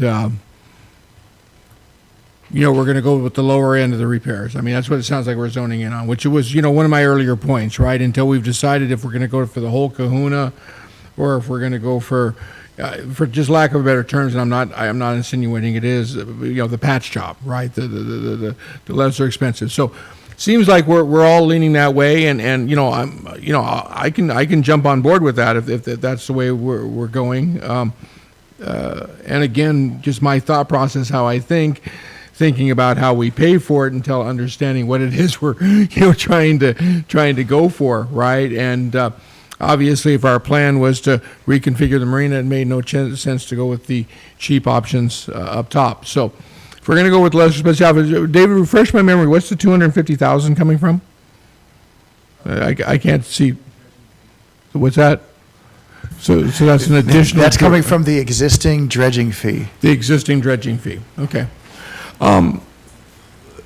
So then to go on to Councilmember Mayor Pro Tem Heizon's comments, if the thought process is that we're going to do the lesser stuff because the idea would be long-term transitioning into a port district, again, I would be okay with that thought process moving forward. I would just want to make sure that we're not using any short-term funds that are heavily on the back of the taxpayers. In other words, I would say then utility tax would come off of the list of options, and property tax levy would come off the list of options, because I wouldn't want to burden our taxpayers with something that we're going to turn around and giving away. Because we do have to realize that if a port is formed, we're handing over whatever it is we've created and we've funded, and I don't think that would be fair to, even in a short-term application, to go to our taxpayers, say, hey, we need you to fund this couple $100,000, and then as soon as we can form a port district, that money that you put into it, we're giving that away. So with that said, one hand, I'd say wait and see on the grants we've got coming in. On the other hand, I guess we could twist this around a little bit and say, if we did move forward with the B&O tax and the grants did come in, Again, I'm thinking towards the rest of the stuff we need in our community, right? That this is about a more of a conversation than just the marina, right? Because let's talk about our community center we're thinking about, but let's talk about our regional sports fields and stuff, right? Quite frankly, if we were to sit down and have a conversation today about how we're going to fund those, I think this exact same list, with the exception of the marina dredging fees, would be on the table of what we would be talking about, because again, we have no application of way of funding those. Our current property tax revenues, our sales tax revenues, those are funding our streets, our police, and our fire. Where does the money for all this extra stuff come from? The stuff that makes a community, worth living in. Now, granted, we got to have streets to get to our houses. That's important, and we got to have police and fire. But let's face it, the rest of it, right? I guess if the rest of council decided to move forward with the B&O tax rather than wait for the results of the grant applications, in my mind, that would be our fund that would start going to some of the rest of that we know is on our slate, which, we've been focused on having this discussion, and rightfully so, because this is something that's, gone too long, but we're going to have to start talking about the rest of the stuff the community wants. So now I'm going to circle around back to Councilmember Stuckey. If we were going to go out to a vote of the people for the B&O tax, my question would be, then why wouldn't we go out to a vote of the people for, the Metropolitan Parks District or some other formation that would not only get this marina issue handled, but get the rest of the list we have that I think are very important to the community. I think if we, focus on this and don't have the discussion of the rest of these things, we're going to lose some supporters on this, right? Because there are some people who are just not going to support this because they feel as though we are letting them down in other areas. I think everybody needs to know they're all being heard, right? There's a lot of stuff that our community wants. The pickleball guys are being heard. They're all being heard, right? It's just, this is the thing we're talking about for now. But I think if we were going to go out to a vote of the people, I think that's when I'd like to hear from the people of how they'd like to pay for the rest of this stuff, rather than just the marina. So I know that's a lot of thoughts and probably didn't help you at all, but there you go. Mayor Pro Tem.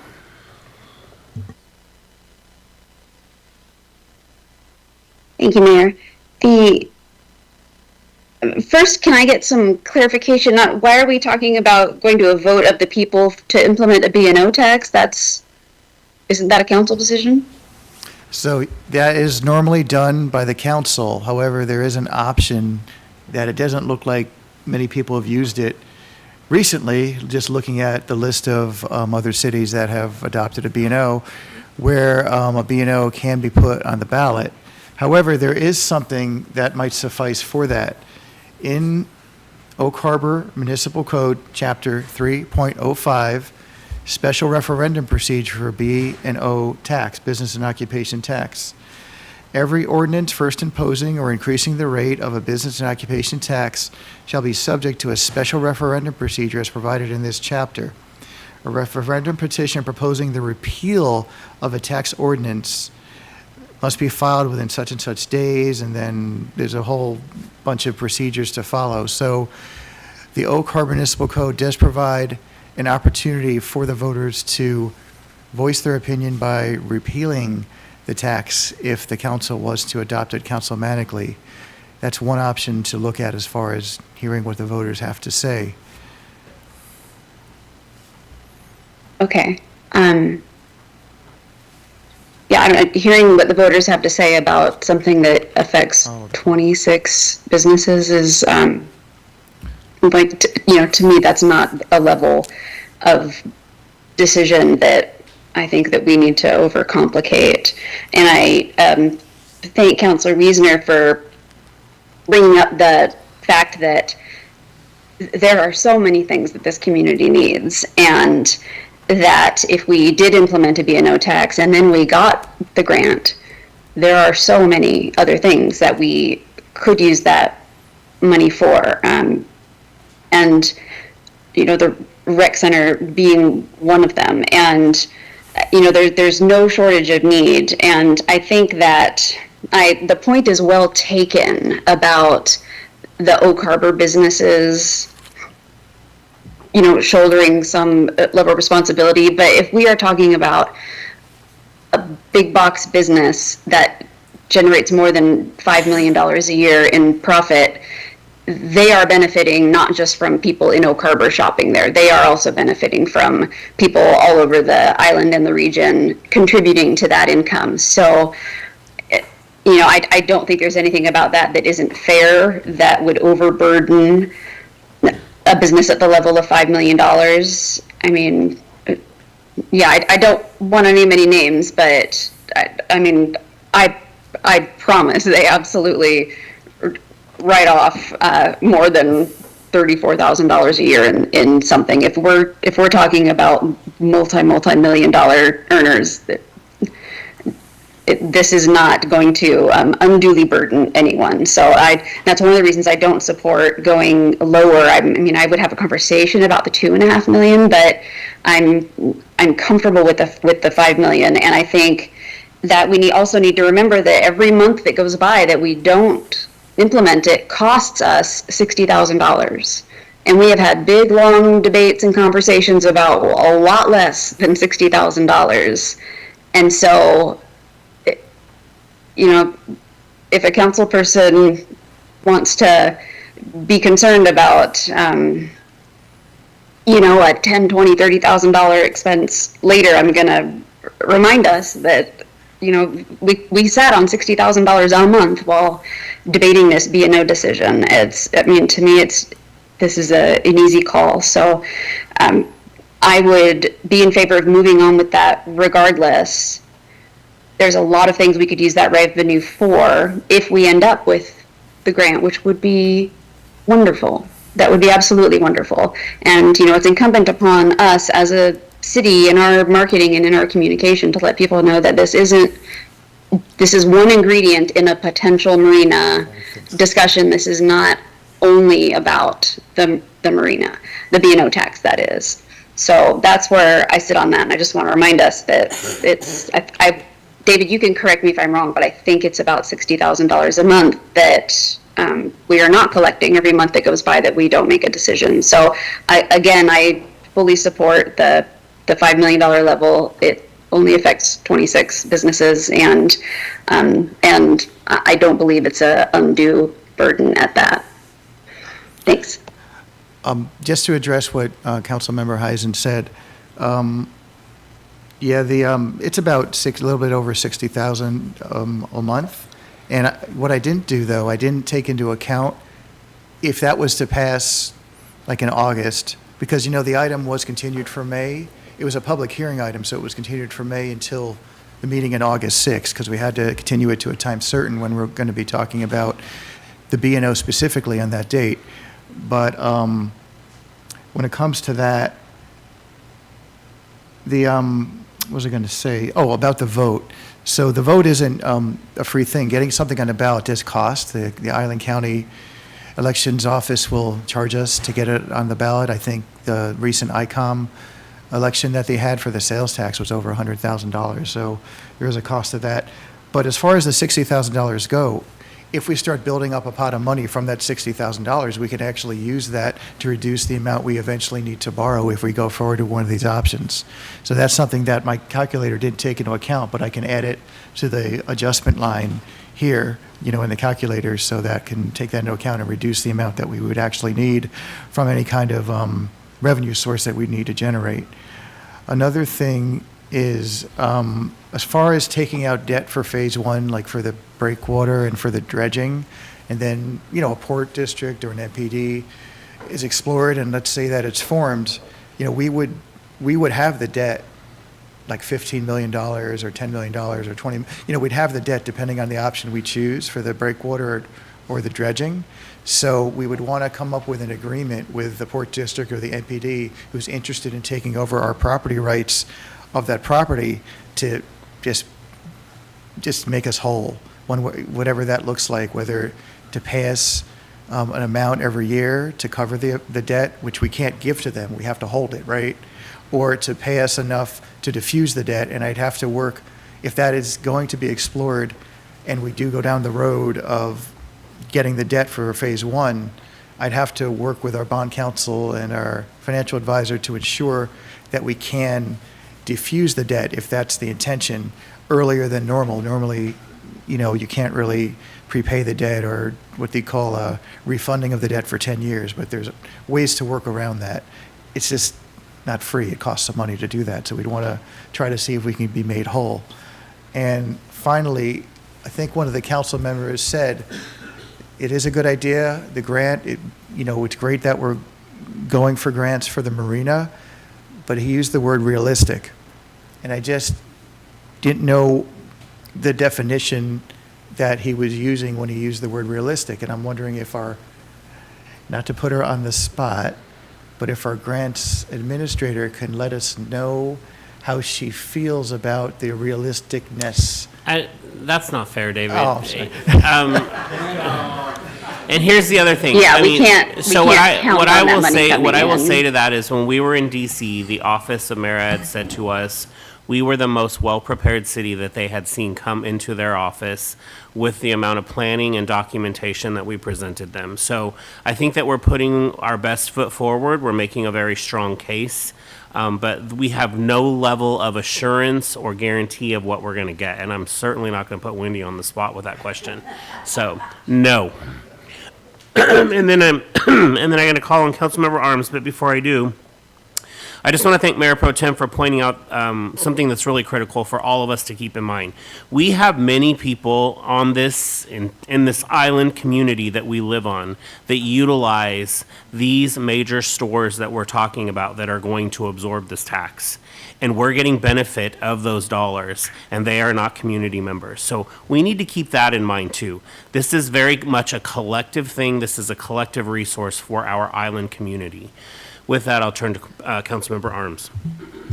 Well, I agree with Mayor Pro Tem. We need to move this along.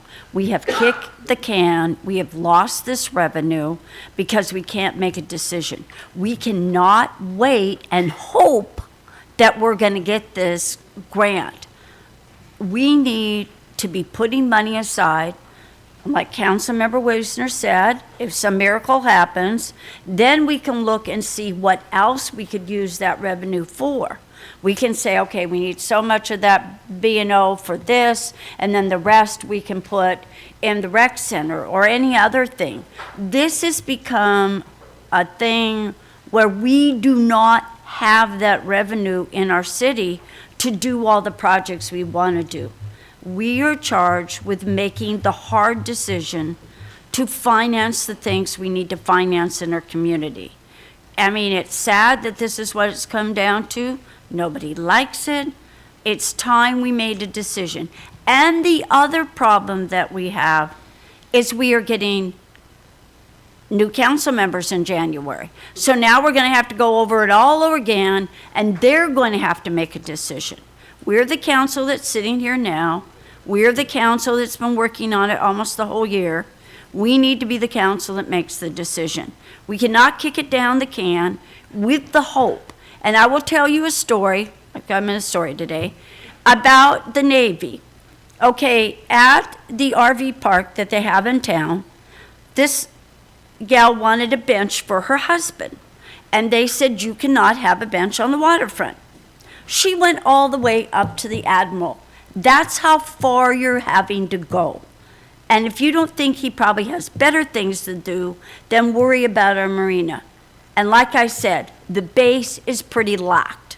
So that security thing is the thing you have to say. Even if you move the marina, who would be allowed to go in it? And believe me, you have to show your card. And if you don't, you're turned around, and that's the end of it.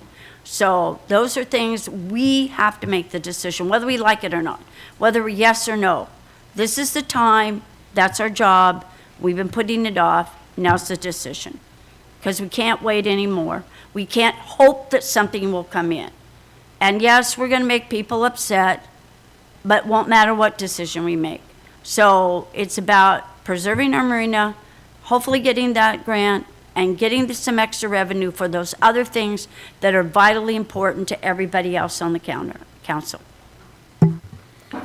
Thank you, Councilmember Arms. Councilmember Romero. So my reasoning has gone round and round, and in the context of our discussions here, Mayor Pro Tem and the other council members, I've come to a refreshed view with regard to moving forward immediately with, for instance, a B&O tax, rather than waiting for the grant money approval or disapproval.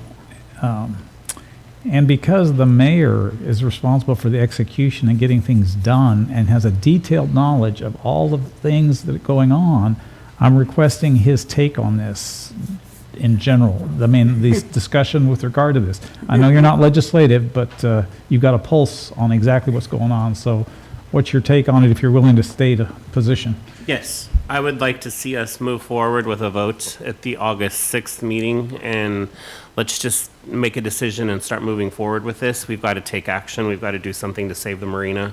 Unfortunately, this is a situation that I think pretty much everyone up here on this dais inherited. I know there's a few people that have been here for a lot longer, but there's still a lot of things that we've all inherited, and we need to take action and start making corrective action, as well as set measures in place to make sure that we're going to be able to sustain this on an ongoing basis, which is what we're looking at doing as an administration. So, yes. Thank you.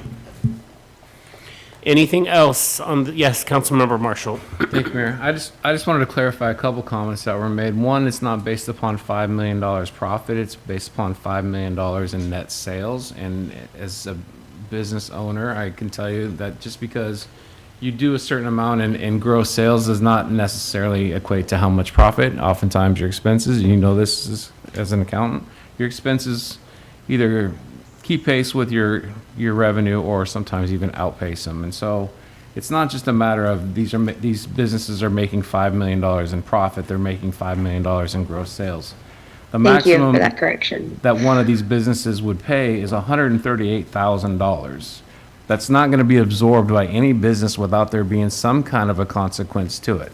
No business is going to take on the chin $138,871 additional expense without it affecting somebody somewhere down the line. So I just want to make that point as well. Additionally, growing up, I was taught there's wants and there's needs. Is this a want or is this a need for our community? We are as a legislative body, are supposed to fund the needs of our community.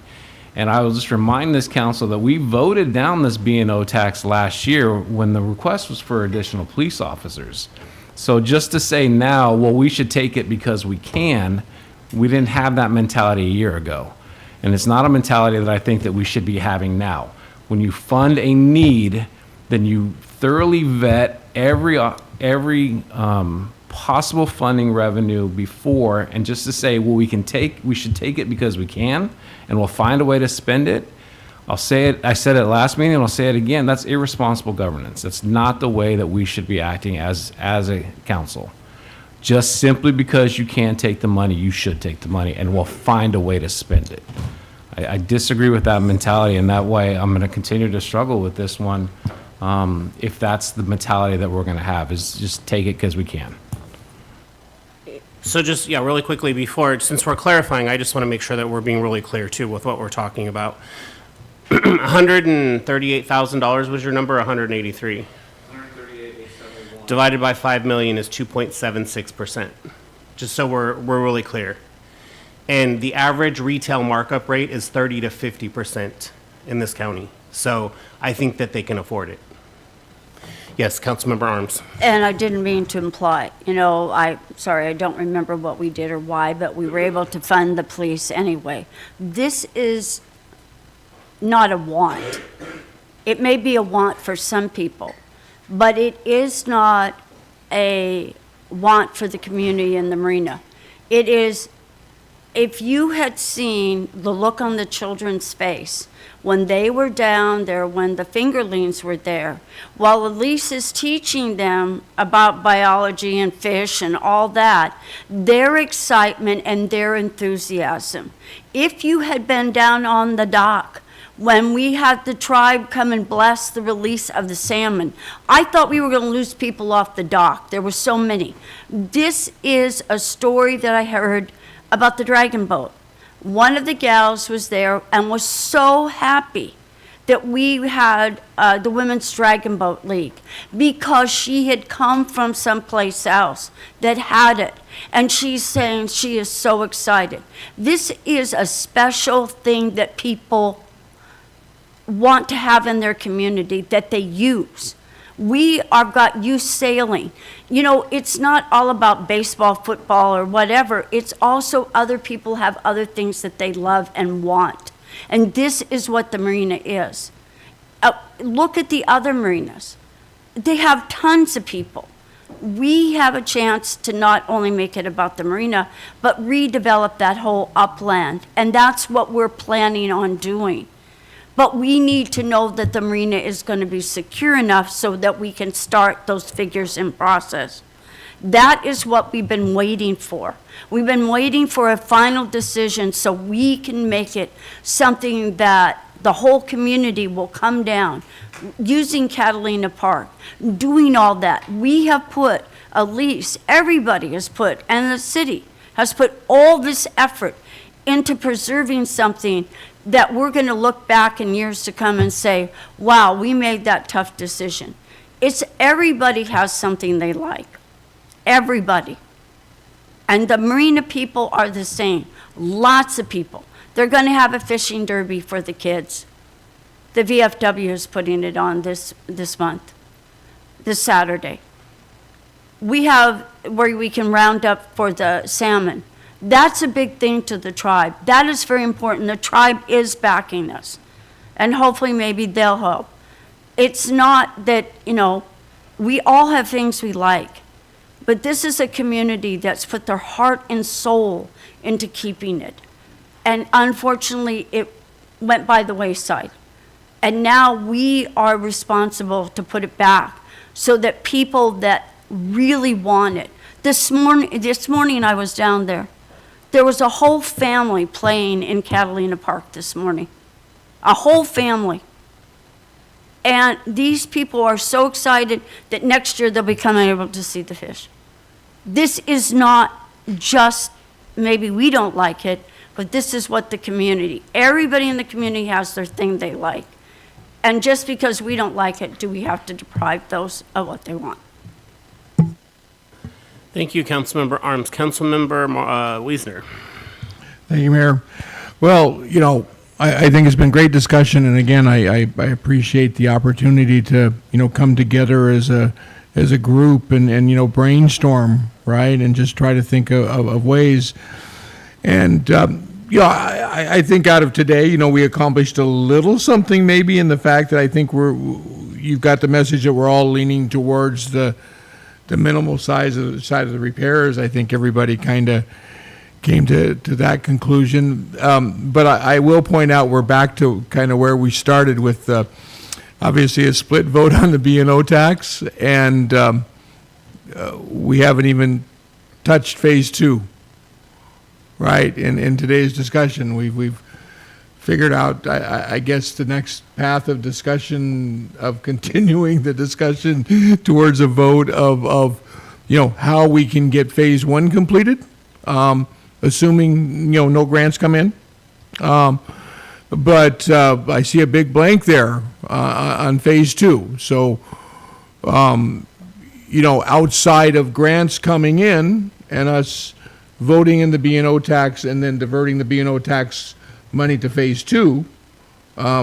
Phase 2 is still, if I'm not mistaken, correct me if I'm wrong, everybody, but I don't think we've given any direction for how we're going to pay to fix the docks that are behind the newly improved breakwater and dredging, and without docks, we're probably still in trouble. So just wanted to point that out. Councilmember Romero. Councilmember Wiesner, I just want to make clear in public and on the record that I am not in favor of lowballing everything with regard to the marina repairs as a group of projects. But I do, as I've said many times before, there's an optimal mix of doing the higher quality, and then there's of deferring, and then doing the lower end. But a universal broad sweep of saying low ball everything just to keep it open, I don't support that necessarily. But Councilmember Wiesner. Well, then I guess I take that back, that we may not even have phase one figured out yet. Right? So, there you go. I mean, and obviously, we're going to have a hard time voting on this B&O tax and figuring out if we're going to use that to fund phase one if we still don't have funding for phase two. At least I'm going to have a little problem with that, because, it's kind of putting good money into bad if we don't at least have some sort of a plan, unless we are planning on resting our laurels on the great work Wendy's done and that those grants are guaranteed. Way to go, Wendy. Again, I'm not trying to burst everybody's bubble, but, there's the blank on the screen under phase two. So, Anybody else? I can't see anyone on the screen, so everyone's good on there. All right, so I will just say in closing that the opportunity or the objective of today was to bring all of these tools forward for you all to work through these different scenarios. Unfortunately, I don't think we worked through them as comprehensively as I expected us to, but because I think you guys have made some decisions about the direction you think you want to go. I know you've had good discussion out loud.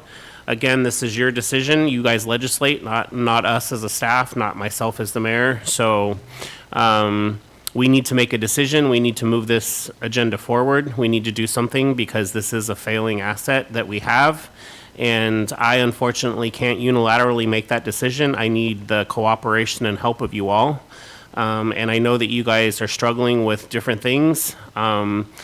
We just tried to present you with all of the pieces for you to all make a somewhat unanimous decision. I don't think it's going to be a unanimous vote regardless. So with that said, we will move on to the development services and the 2025 comprehensive plan major update. And here to introduce that topic is our planner, Rajesh Kamak.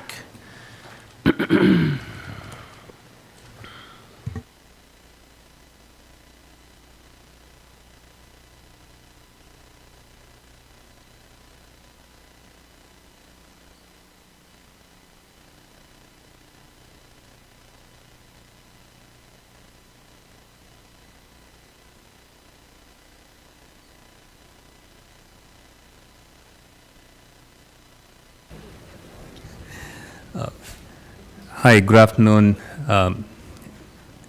Thank you for some comments earlier related to the comp plan. I'm Kat Kamak, Principal Planner, here to talk about the comp plan.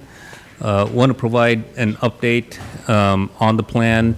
I'll talk about maybe three topics. One is just where we are on the plan in discussing things with the county.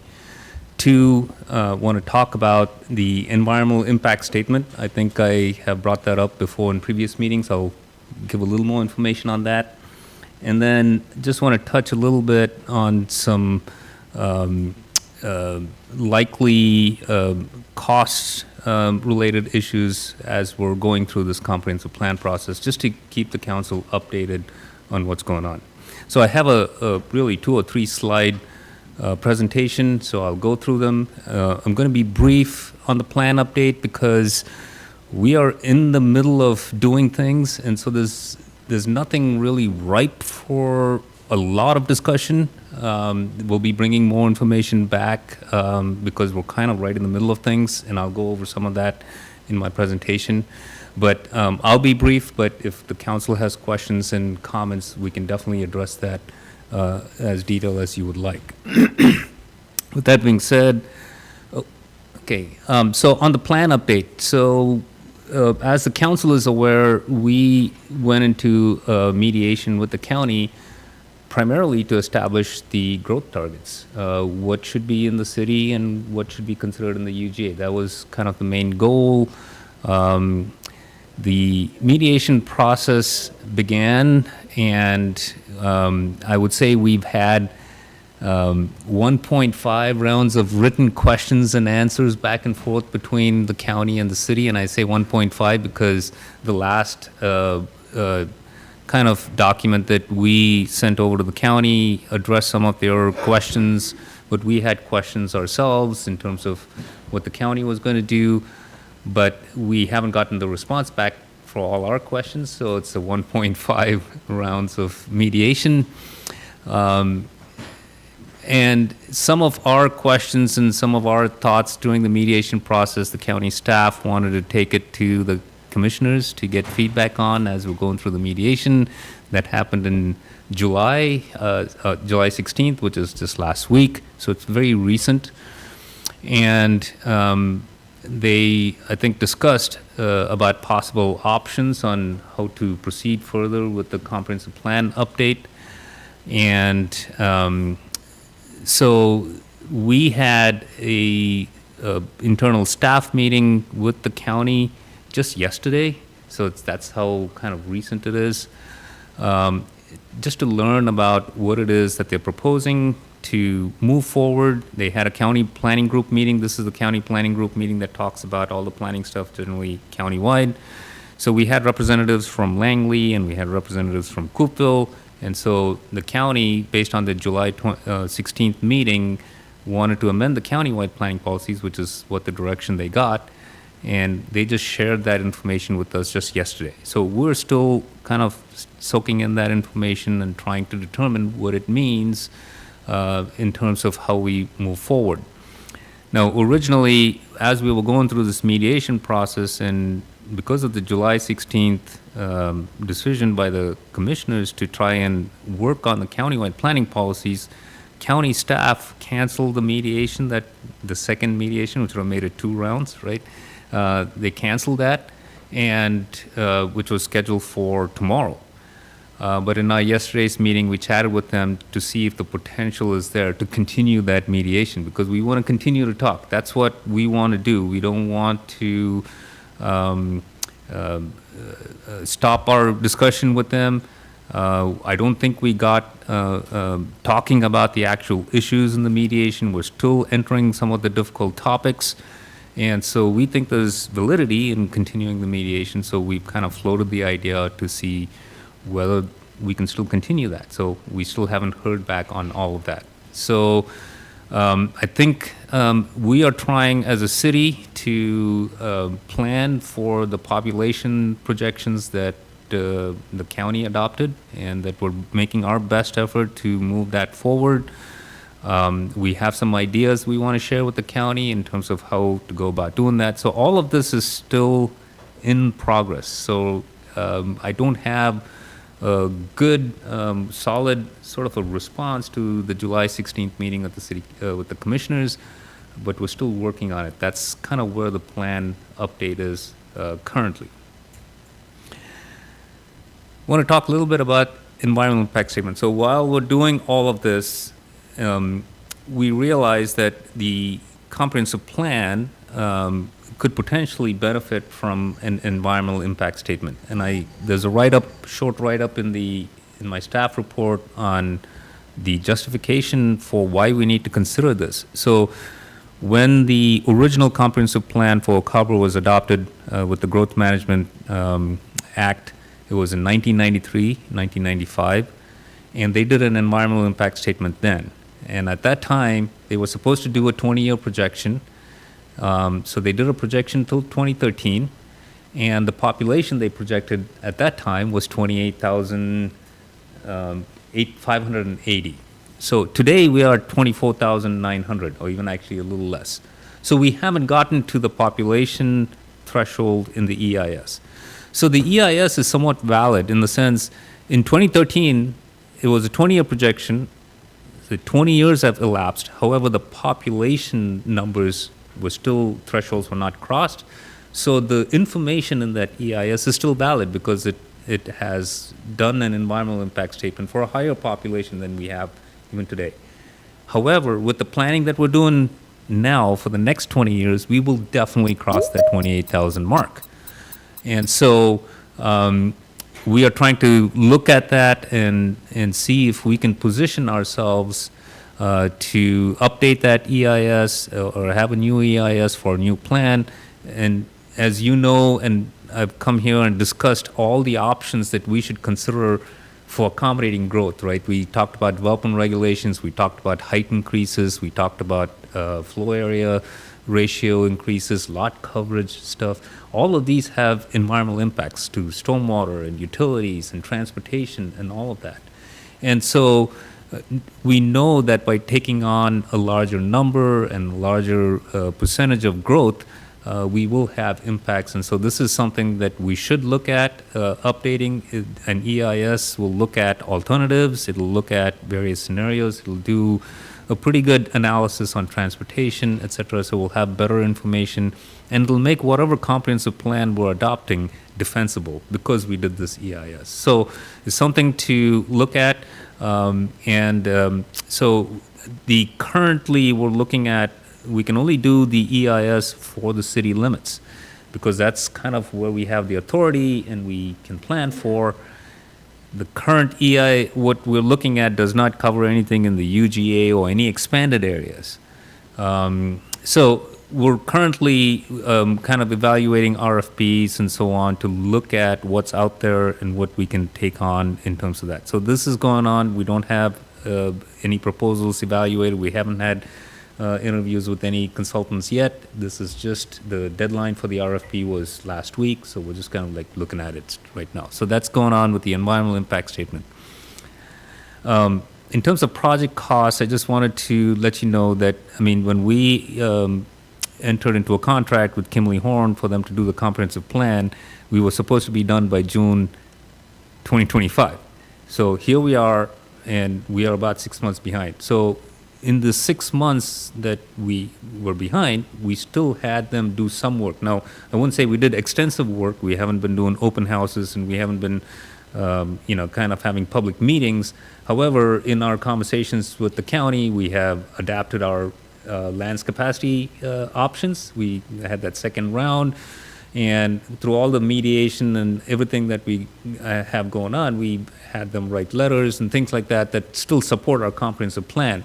And all of the work that they've done since December to now is really kind of extra. And even though that's not maybe a large amount, it's still beyond the scope of what they had contracted for. I don't know the actual cost for it. If you remember when we approved the contract for Kimley Horn, we had a budget for a comp plan, and I mentioned that we're going to save some money. we're gonna not have the entire budgeted amount go out for the RFP for the consultants. So we actually did have a little reserve of that money that we could use for that. But I just want to let you know that because of this delay, we will have some cost overruns, and I'll probably bring back more information on that as well in the next month or two. So this is just my general update on the comprehensive plan, and I will leave it at that. And if the council has more questions or comments, I'm happy to elaborate and have a discussion. Yeah, so before I turn it over to council, I just want to add some more context. So I will apologize. I understood there was an article in the paper today. I read it for the first time probably an hour before council meeting. I had a death in the family late last week. So Friday I was away from the office, and apparently in true Whidbey News Times fashion, they called and wanted a 2-hour turnaround on a statement regarding the comp plan and our relationship with the county. In anticipation of having had a conversation with Sabrina on Friday, as a result of that, I scheduled a meeting with Commissioner Johnson on Saturday and sat down and had a very fruitful conversation. Feel like we have moved the pendulum a long way and that we are actually closer to reaching resolution on this. We're working together collaboratively. She's moving her staff, we're working on our staff, and we're moving towards the center to get this done. But there isn't anything definitive at this point. We're still working through those processes because it does involve the UGA area. So just wanted to add that additional bit of context. Sabrina was there for the meeting as well. And it was very good. She was in great spirits, and I feel like we're moving everything along really well. So with that, turn it over to you for questions or comments. Yes, Councilmember Wiesner. Yeah, and thanks for those comments, Mayor. You know, it certainly is disappointing, you know, the county, you know, made that decision unilaterally, right? They're legislative folks. And I just want to put out there, you know, us as legislators, we're here to help with this. And I want to, you know, remind the county legislators, right, that this is a legislative body decision for both of us moving forward. And we back our administration, and we back our staff who are in there doing their job. But county, please remember, before you start making, you know, one-sided legislative decisions, remember there's a legislative body here too. You know, we got together. I thought the meeting we had in February was quite fruitful. You know, if we need to do that again, you know, let's do it. You know, certainly, again, I trust in everything that you guys are doing, and we support that. But if they feel as though it's time for us to get together again, then let's do it. You know me, I'm a huge history buff, and I'm going to make goosebumps and things go up and down CAC spine when I mention, you know, the 2015 comp plan update, right? I mean, this is not the first time we have been here, right? And the ICAC comp plan update included some UGA expansion that the city was going to take on that was actually related to a specific project. And I think we were 2.5 years late on that comp plan update, if I'm not mistaken. Yeah, about 2.5 years late. Ended up obviously in some courts. You had to get involved, right? And let's just not go there again, right? Please, county, right? I too, like you, Mayor, felt as though we were getting really close to having an understanding with them, you know, involving these numbers, and for them to unilaterally just decide, oh no, we're going to pull these numbers back. I mean, we spent 3.5, 4 months in discussion with them just to establish those numbers together, working together as a, you know, two unified bodies to reach that agreement, and then for them to unilaterally just pull those numbers back, you know, an additional 6 months after we mutually reach those numbers is just truly disappointing. And so I felt that just had to be said. I appreciate staff, Mayor, Sabrina, CAC, all your hard work on it. And, you know, if you guys feel as though you need us, we're here for you. And same to the county commissioners, same message to you folks. You know, the legislative body here is willing to have these conversations with you. Obviously, it's a bit of a, you know, it seems to me, you know, sometimes the difference in type of governments we have kind of get in the way, right? You've got the 3 county commissioners who are the people who run the day-to-day operations, and sometimes they forget that we're not here as a body to run the day-to-day operations. We rely upon and trust staff to do that, but we are here when it comes to making, you know, some of those big decisions. And if we need to have another meeting, I for one am all for it.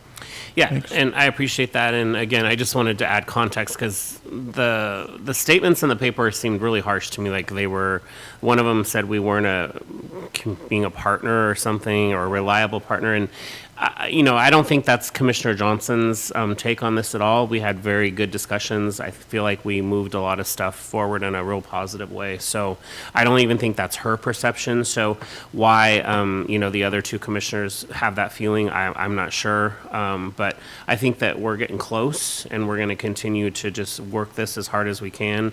We've also been working on the marina issue intensively to have all of this information available for you guys for this meeting today. So we'll continue to move that forward, and then we'll bring that forward back to you guys with any updates as we get them. So, yes. Mayor Pro Tem has her hand raised. Yes, Mayor Pro Tem. Thank you. I was going to ask Councilor Wiesner when we got to this part if he could expand on his comments during the previous section of the meeting. I don't know what numbers you're referring to. I've not seen the article in the paper that the mayor referenced. I just looked online. I don't see it. So could somebody summarize? Go ahead, yeah. Well, yeah, thank you, Mayor Pro Tem. So at the county's last meeting, they've decided that they are going to change the numbers that we had all agreed on regarding housing allocation. And they were going to pull back the 1,777 houses that we currently do not have fit into the city limits under the current housing action plan. So basically, the county has said that those 1,777 homes would no longer need to go inside the city limits of Oak Harbor. They will figure out a way to accommodate them somewhere out in the city. And therefore, the discussion of any expansion of UGA property is no longer required. I think I surmised that pretty closely to that action. So you see where, you know, from me, as we're making these long-range plans for taxations and marinas and, you know, 25-year plans, you know, obviously, you know, we're talking about 1,700 less households, helping with the property tax base, 1,700, you know, houses ultimately possibly being built just outside the city limits of Oak Harbor, utilizing a lot of the facilities in the city, but not becoming actual inside the city limits, generating revenue for us, tax revenue, at least property tax revenue, which again, you know, is the large basis outside of sales tax revenue that funds all of our services, police, fire, streets, et cetera. Thank you. Yeah, and just to add to that, again, I don't believe that is where we're going to end up. I think, you know, after discussions on Saturday with Commissioner Johnson, there are more differences, if you will, in the details about how that expansion is going to happen and the work that needs to go into preparing for that. And there's a perception on one side that something should be done now. There's a perception on the other side that happens later in the process. So we're moving everyone forward together to be on the same page and how we're going to address those things and how we're going to document those things. So we're going to get there. It's just a process. And unfortunately, the Whidbey News Times wants to print an article that's going to inflame the situation, which is, I don't think it's as inflamed as they want it to be. So thank you for taking time on your Saturday, and Sabrina, for doing that. I appreciate it. Yeah, absolutely. So with that, is there anything else? All right, hearing nothing.